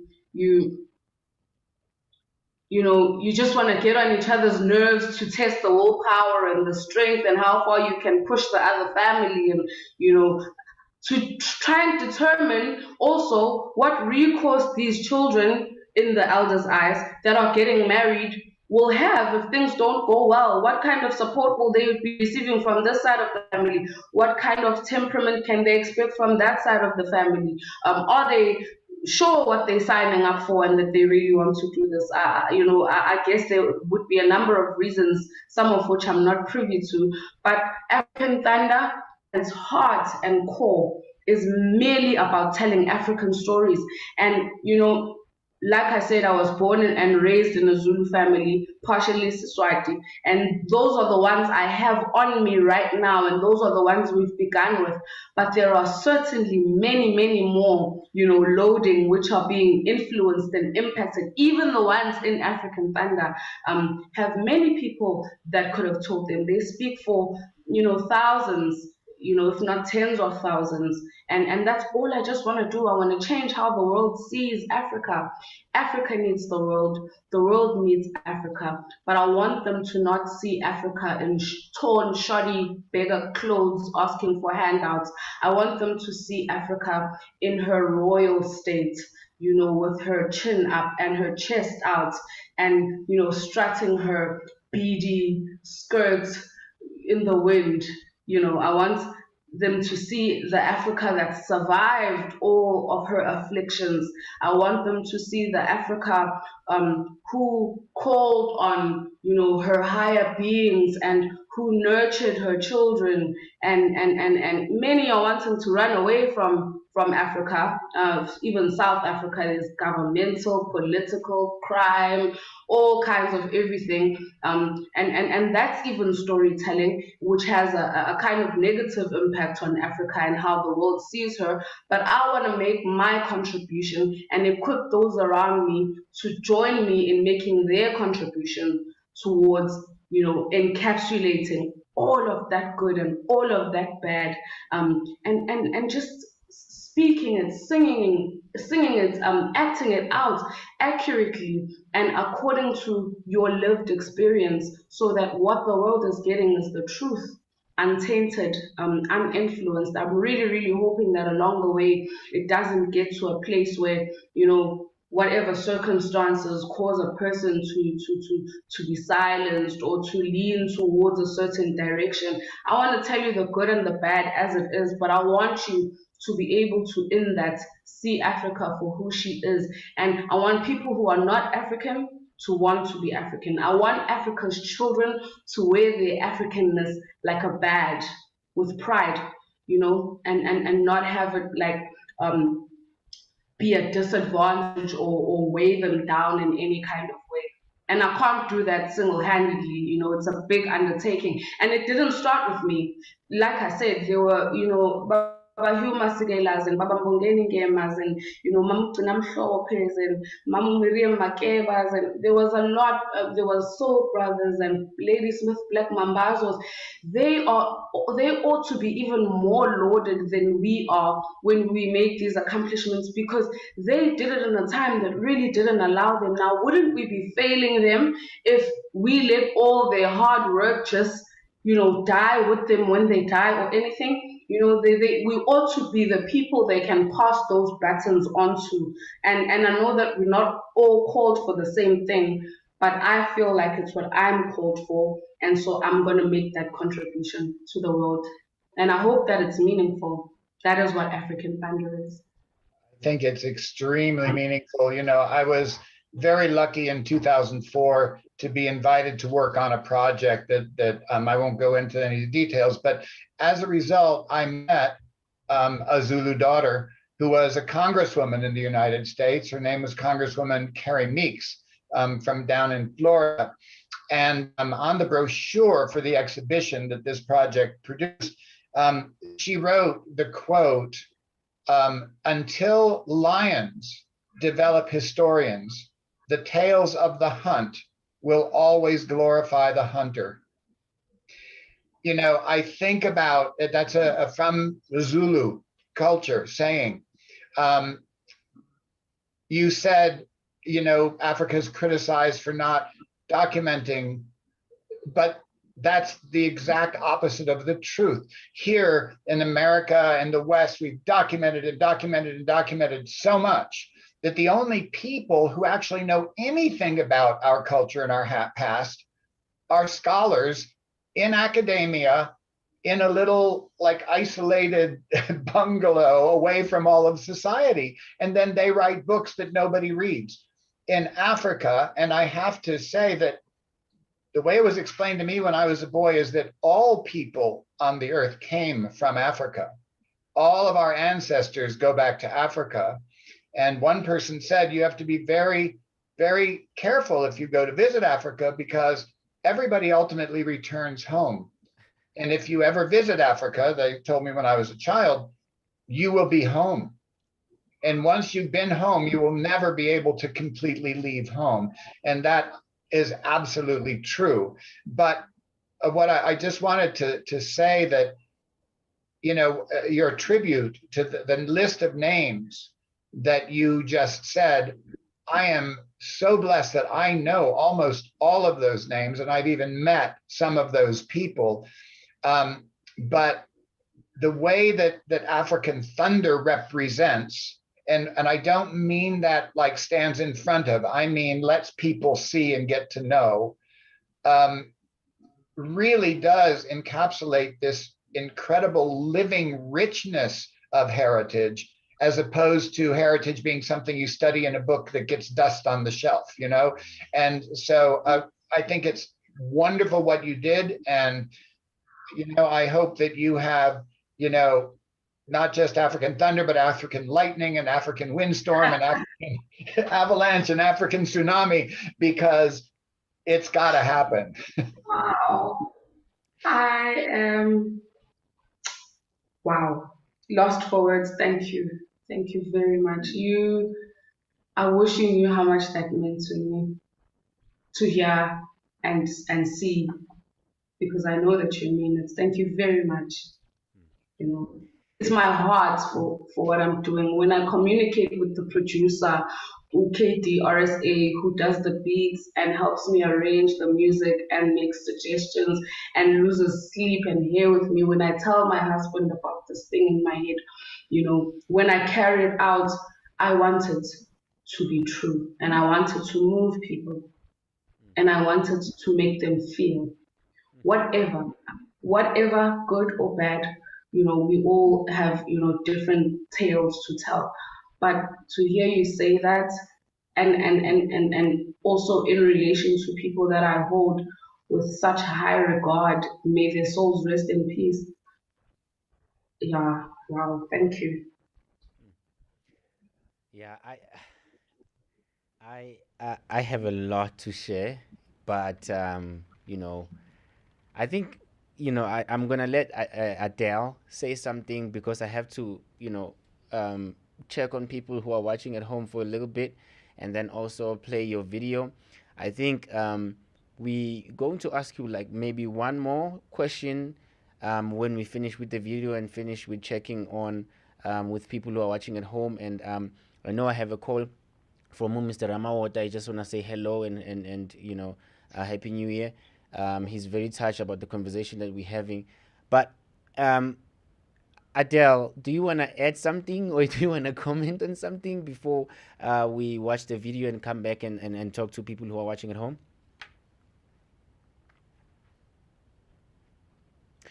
I think you are muted. You're muted. Sorry. There you go. I can hear you now. I have a question. I just want to know, from all the songs on your EP, which one is your favorite and why? Pardon? From the songs on your EP. I think she's asking your favorite song from the EP. Oh, yes. Okay. My favorite song in the EP is Uyeza. It's Uyeza for very special reasons. First, I'll tell you about the song. Uyeza means he or she, they are coming. It's about a Zulu maiden who has been waiting for the longest for this moment, where the elders of her soon-to-be husband, her lover at the time, come home to negotiate with her elders for ilobolo and, you know, what they're asking, and they're blessing for them to give her lover her hand in marriage. So she's recounting, that scenario where all the aunties and uncles have come together from far and wide, cousins who haven't seen each other in a long time, they here, and it's for a happy reason. Everybody's chopping, Some other ones are slaughtering the cow, the other ones are Zulu dancing in the house. Some other ones are telling each other their tales from since they last saw each other.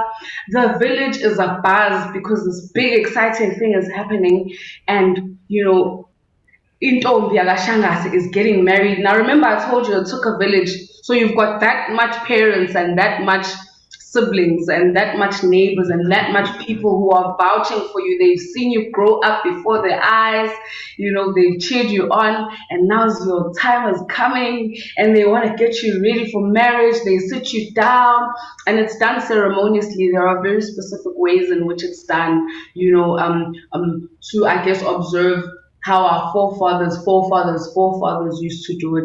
And it's also different according to surnames, but there are, the standard things that carry themselves throughout.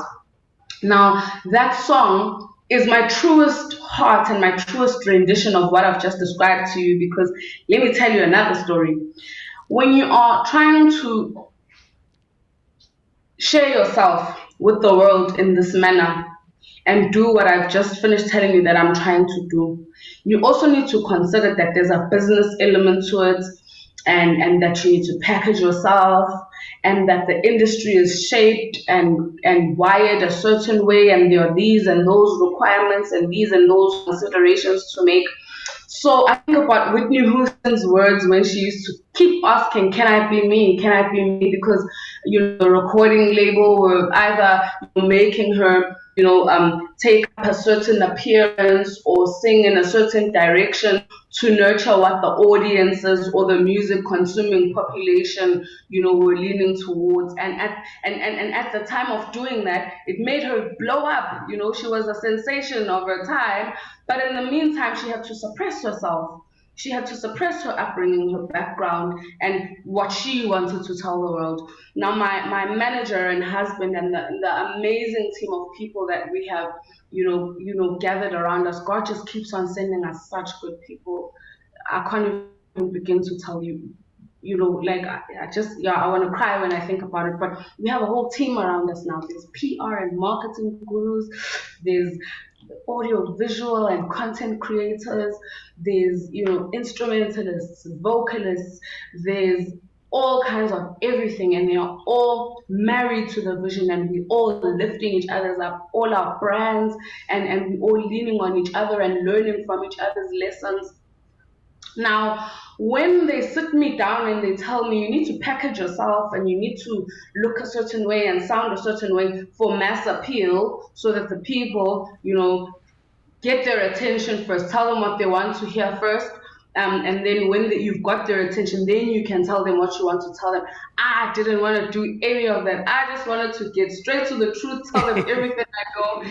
And so, some of the songs I've had to make those considerations, like the clap bang, or pay, attention to the fact that pianos are the ones that are banging, now, and now I must try and make a piano song, and that's like a little bit out of my depth, because I don't want just people to just dance. And like I said, I want my people to move.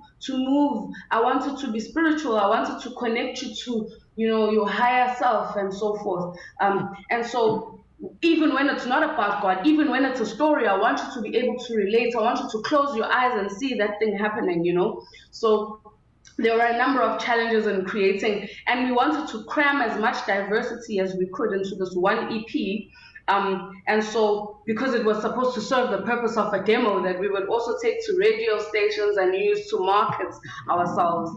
So, Uyeza is the one where they allowed me, where they just said, we will not come in the way, do your thing. And I did it exactly how I wanted to do it. And it captures everything that we've spent the last 2 hours speaking about, if you listen to it, if you know the hand claps. Oh, hey, thank you. Listen to the hand claps, the real hand claps. The drum, you know the significance of a drum in African storytelling. We can talk about that till the cows come home. You know, the vocals, and I didn't have backing vocals at the time, so I was backing myself. So I had to be all those people at once. And we did this in the studio, and it sounds like there's an army of people really celebrating this marriage. And it just gets me so excited because KD is a magician, which is a producer. Really, I'm telling you, I used to say how Tupac, you remember Tupac said, just working with the scraps she was given. Mama made miracles every Thanksgiving. So I call him Mama because I feel like he made a miracle out of the scraps I had given him, because sometimes I was undecided, sometimes I was unsure, sometimes I was second guessing myself.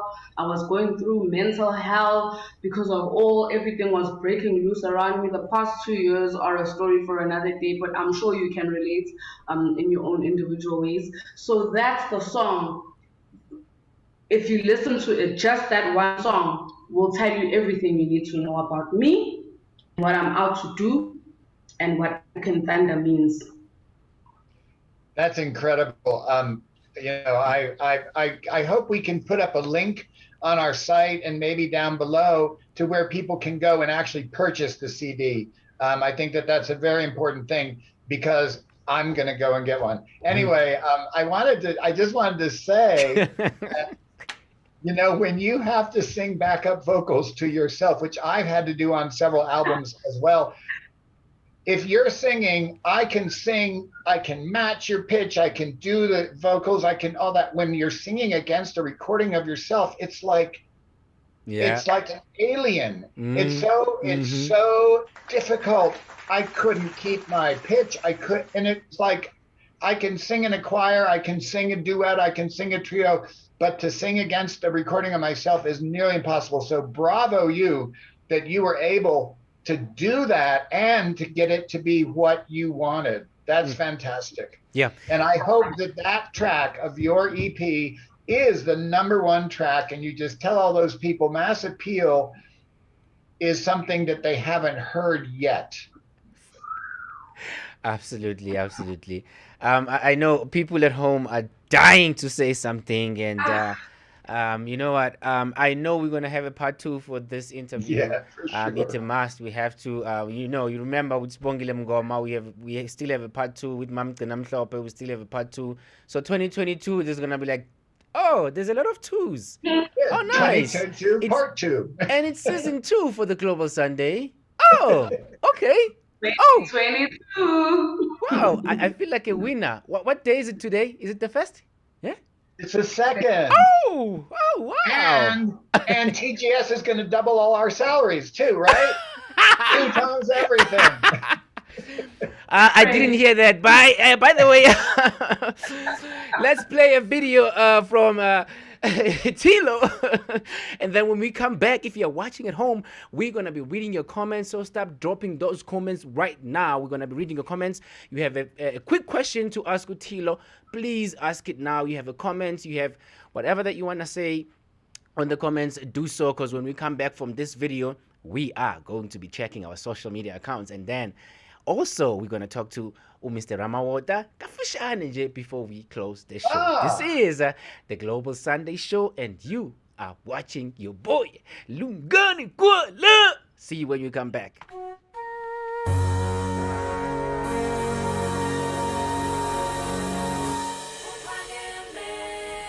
The Lord on high is mightier than the noise of many waters, yea, than the mighty waves of the sea. For as the heavens are higher than the earth, his ways are higher than ours. Yebo, uphakeme. Sanibonani, South Africa and beyond. Kamalamu nomthandazo wakandwalani. Ngiyinkosazana eyazalelwa kaShangase. Yashadela koSibukwane just not so long ago. Ukuzalwa ngowase-Westgate eMaritzburg, KwaZulu Natal. Mangiqhamuka ne-African Thunder ngithi ngifunani, ngifuna ukukhuluma izitori zama-Afrika. Akungabe yami lento, akube yawo ama-Afrika. Itanda ngifuna kube indundumo yezulu elizoduma umhlaba wonke mabesibuka senza lento bazoshintsha indlela kade beyibona ngayo iAfrika. Niyayazi ukuthi iAfrika ibonakala kanjani emazweni. Kodwa mina lento esizama ukuthi siyenze la ukuthi sishintshe indlela enibuka ngayo iAfrika.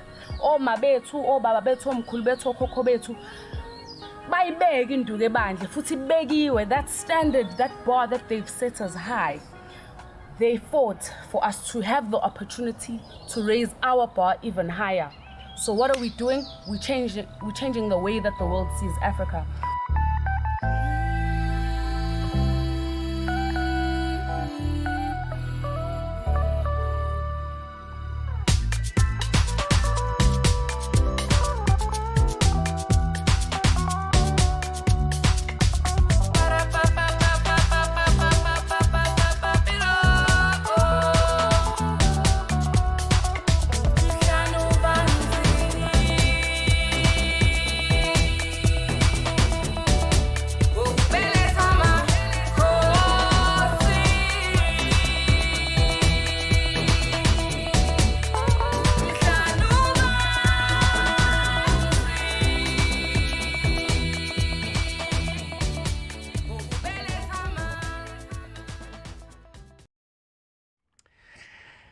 Hayi bathi khuluma nabo bana batshe sikhamba kanjani ulungani kwalalo aka umfana ka chocolate kid liye bambiza ngomzulu waseAmerica wajampisi phela.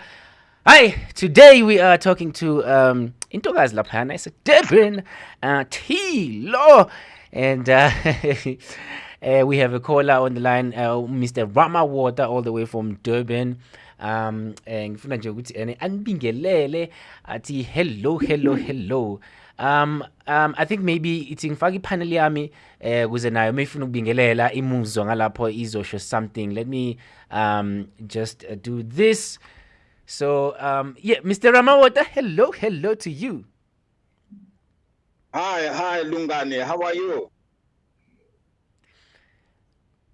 Can you please guys communicate with Mr. Ramawota? Mr. Ramawota. Hello, Baba John. How are you?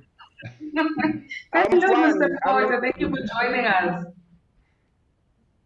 Yes, compliment of the season. Happy New Year and Happy Christmas. And I wish this year it can be better than last year. I think it has to be. Yes, to the viewers and the guests that we have in the studio, I'm a cultural activist. Originally, I'm from Lesotho, but I'm based in KZN, South Africa. And before being in Lesotho, I'm from Kwantu, and we are the Nchu, the first being on earth. Yeah. And I would like to meet with the lady that she was doing an interview because I'm in Durban, Claremont, Quarterback. I'm right at the office right now. I'm not working 24 hours because I've got a lot to do. Can I say something, please? I'm dying to say something. Thank you. Mr. Ramawota, before you even started speaking, I wanted to tell you that I'm living in Durban. We live in Kloof. And it's so strange that we should meet on this international platform where we are right under each other's noses.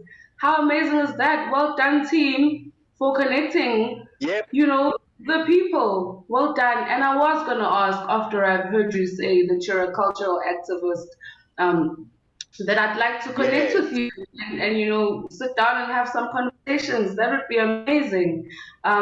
Where can we find you? I'm also a director of Market Fontaine in Africa, in South Africa, and I'm also director of Usiko Cultural Organization. I'm known as a cultural activist because that is all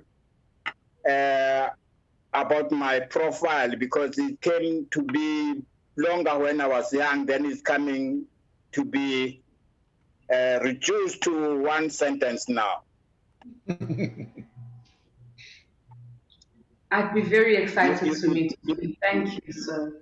Well, I think that the two of you should absolutely meet. And actually, the Wusico headquarters, is it still in Claremont, or has it moved to the Margafontein Secondary School? We are still in Claremont. Our office, I'm right in the office right now because, as I'm saying, I normally work at least 16 to 24 hours every day, Monday to Monday. So what you have to do when you go and visit him, T-Loh, is bring a bottle of wine and make him put down his work and put down his phone and listen to some music and talk and enjoy himself for at least 5 minutes. You will laugh. That will be wonderful. I really appreciate that, Mr. Luton. Thank you very much. That is my Christmas and Happy New Year. Thank you. Thank you very much for joining us. And I certainly will be making a visit. You see what you've done. Do you see? Absolutely. Absolutely. That was Mr. Ramawota. I missed out on the conversation here. I'm trying to focus a little bit on the people who are watching at home also, in which Mr. Ramawota is one of them. And Mr. Ramawota is actually managing the projects that we are going to be starting soon, which is called the articulation. So congratulations to you, Mr. Ramawota, and I know you're a leader. And thank you so much. Can I interrupt 1 second, Lungati? If I might interrupt. For our international audience, and for our international audience, for people in Europe and America, John Ramawota is the Willie Nelson and Linda Ronstadt of Africa. He is a musical cultural icon. He actually is one of the first people that was advocating for fusion of African music into mainstream music. Lungati, I might interrupt.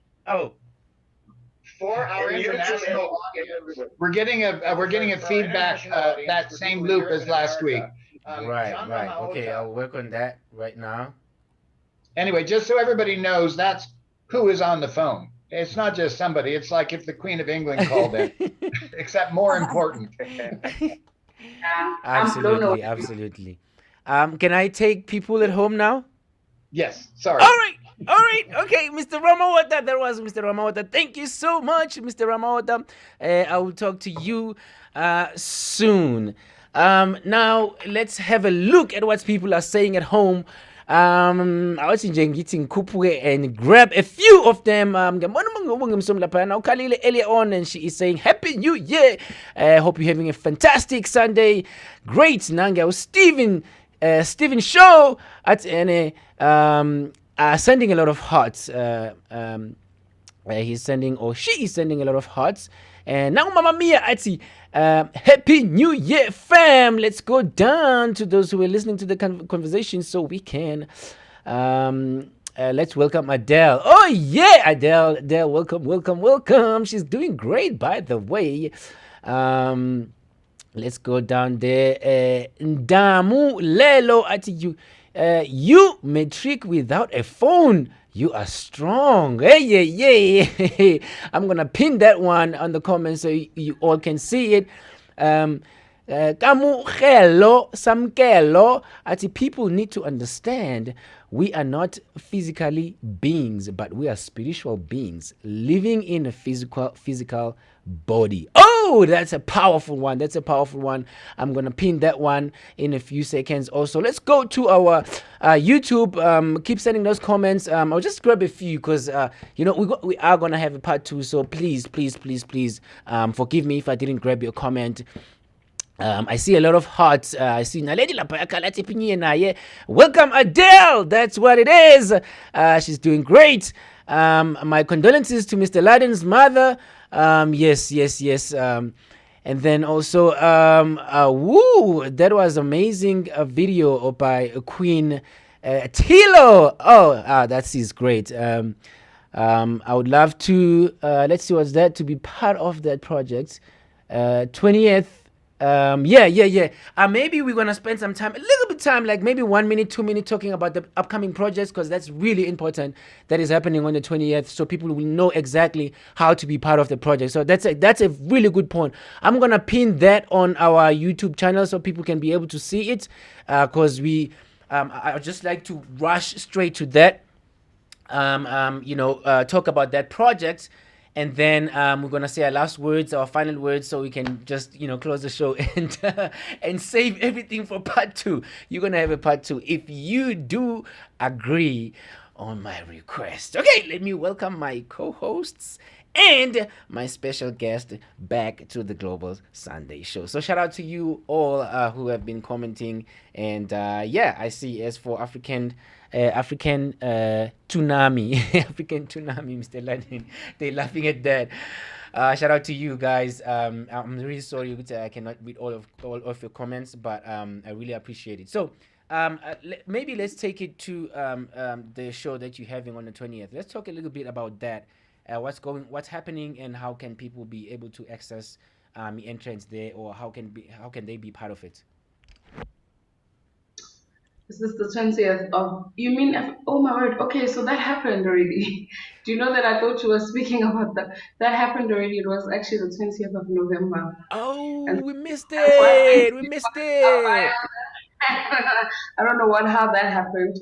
Apologies. Oh, we missed it. There is definitely work coming up and other shows coming up. We're hosting a series of unplugged sessions in the area, in the province. We are continuing to activate the markets and so forth all over the country while COVID restricts us from traveling internationally. So there's a whole series of events, but you just log on to my website and everything will be over there, and follow me on the socials. We'll put it in the comments for you to keep up so that we don't keep everybody waiting, and that we can finish on time.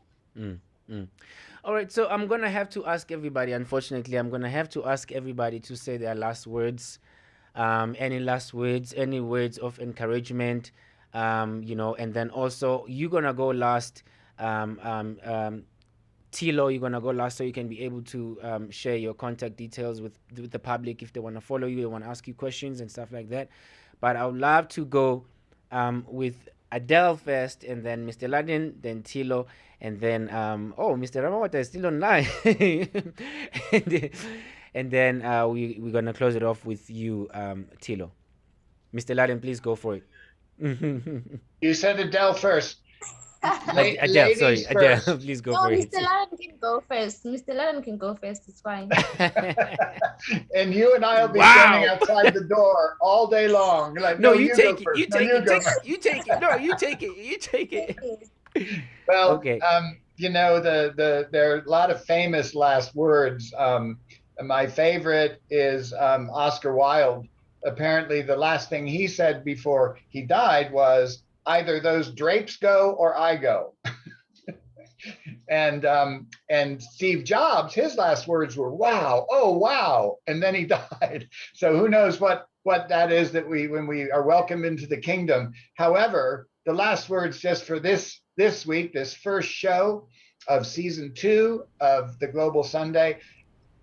Before I speak to T-Loh, I just want to say, and I want all of you out there, all over the world watching this, to understand that everything that the Global Sunday is and has become is from our favorite host and my son, Lungani.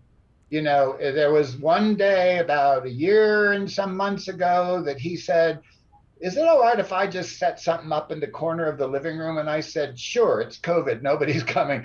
And that is what became the Global Sunday. So just bravo, Lungani. You have done an amazing job. And I expect this next year to be twice as good as last year. No pressure. But anyway, T-Loh, it is delightful to meet you. To see a young lady who is just coming into your own. As I've said many times here, and many people have said, that the most important attribute for anybody in the arts is tenacity. You just keep going. And every single thing that comes into your life is flavor for the curry of your life. And even though you might want to not just eat ginger root, or you might want to not just eat aniseed, because that would be bitter and too much, but every single flavor that comes in your life makes your stew be the wondrous stew that it is. And I am so glad that you're sharing that. And I'm also so glad to see that you have that mark of all great artists, which is a combination of arrogance and humility. Arrogance, when you know you're right, when you know it's the truth, you have to be absolutely arrogant, accept no substitution, and humility, because everything you do is for the community. Everything you do is to uplift the world. So bravo to you. Thank you so much. And I'm looking forward to part 2. Okay, Adele, now I went through the door. Thank you so much, everyone, for tuning in and deciding to be with us tonight. T-Loh, thank you so much for sharing your story with us. I'm hoping that someone will listen to your story, relate, and actually learn from it. So thank you. And I want to add one more thing. Any of you out there in Africa, if you see this young lady, Adele, if her face is in front of you, do whatever she says. She's our ambassador. You must obey her. Okay. All right. I'm gonna say, Mr. Ramawata, your last words. You've got like 30 seconds. Thank you, Lungani. My last word will be saying that to your host, she must focus and she must do better than we did. And I wish her good luck. And always saying that I think even God is a woman, because I see the management that they have been born with it than us. So as you know, like my colleague Ntutuko Kuza was talking about Mam Kubulan in a different country is there. You said it. And when you go to the beers, you find that the queen, there is no king on the beers. So sometime next time we'll discuss these things as we're going to be doing this program that we're going to do very soon. Thank you, and I wish her good luck. She must focus and do the best of the best. I'm very grateful to hear, and she mustn't copy my name because my certain name is T-Loh. So then we're going to fight against the name, I think, with that. Thank you. These things, as we're going to be doing this program that we're going to do very soon. Okay, I believe that was it, right? Yeah, we had that same minute delay loop going on. Oh, okay. Now, last and not least, T-Loh, last words. No, I'd like everyone to wake up and decide one day soon to just spread love. Imagine what the world would be like if all we did was get along and everybody loved the other one, and there was not all these feuds and not all this greed and not all these horror stories, playing out. If we just decided to spread love, and it's not an easy thing. It's a thing that I don't know whether it's humanly possible without the Lord, God being love, and the amount of faith that it takes to let the past go, or anything that might have caused you not to want to spread love. But it is possible, and not by our own power or might, by His Spirit. If you would just consider it, just even try it for a day or a minute or an hour or however long you think is possible, your capacity. Just spread love and see the world changing before your eyes. Just be that person. started, and others will catch on along the way. Pay no mind and just focus on spreading love. Yay. Yes, that was T-Loh. Yeah, thank you so much, guys, for welcoming Adele. Thank you so much for, staying with us and for commenting and, for the positive vibe, It has been an amazing show, and obviously we have a lot of things to unpack. Profile ga T-Loh, it's a huge profile that you cannot cover within one day or a few hours. So, shout out to you. From me, Ulungani Kwala, I would like to say thank you so much for making time to be part of the show. Thank you so much. I know it's very late back there in South Africa, but you spend time, explaining to people a lot of things. I mean, even things that I didn't know about, and I got to learn a lot. And I'm 100% sure that a lot of people, and especially people who are, even people from South Africa, people from Africa, and people from out of the continent, they've learned a lot today. So thank you so much. Welcome to the family. You are part of the family now. Welcome to the Global Sunday Show. From me, Lungani, I'm gonna sign out right now. Thank you so much, Facebook. Thank you so much, YouTube. Thank you so much, Diverse TV, Instagram, and everybody. Shout out to you. Do you want to tell everybody where they can find you? Please tell everybody where they can find you.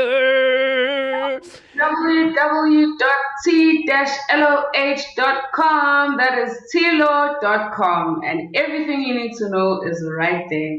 Oh yeah. And thank you so much to Mr. Ramawota for connecting. Bye bye, everyone. We'll see you next week, same time, same place. Please wave to everybody.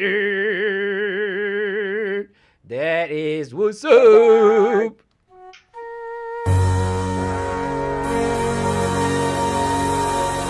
What's your gift? What do you have? What are you bringing to the table? What's your contribution to African storytelling, to the world? They must know Africa is awakening. If you look around us, Africa is awakening. So sit tight for the Africa.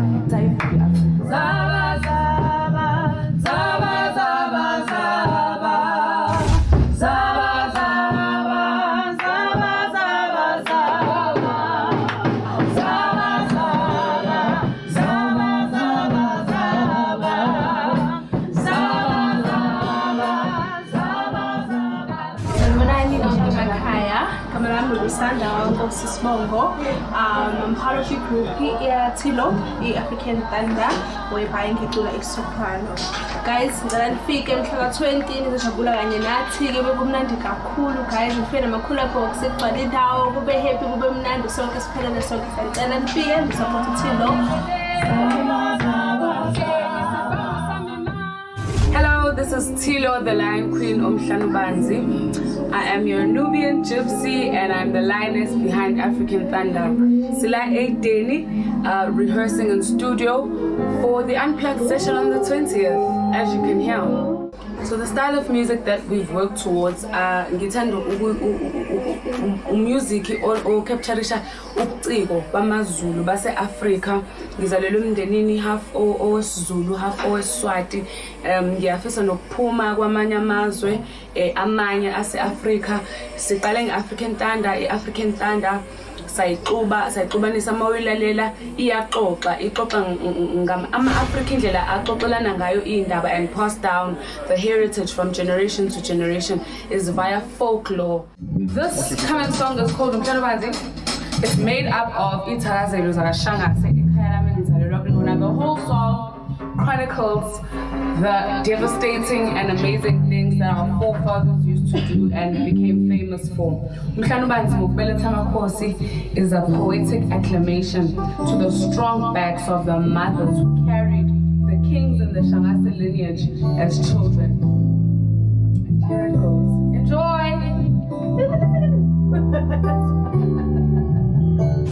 So So lolu suku is about celebrating, lolu suku selinqumile is about celebrating amagugu ase-Afrika. Ngayo yonke indlela niyibona ukuthi makuhlangene umndeni kuba mnandi kanjani emcimbini makukhona into eyenzakalayo. Abantu abesintu ba abantu abanesiqe simnandi abayi-expressa kakhulu ngomusic ngey'nganekwane so besixube sonke. Basically storytelling. We are taking back African storytelling and putting it back in the hands of the African youth. We want to be practicing and perfecting our craft so that and celebrating what we're making with the people. We're involving everybody in the process of that creation so that, you know, as you enjoy it, as you listen, as you see it on TV, you know you're a part of it, so don't miss out. Do yourself a favor, you'll thank me later. Come again, guys.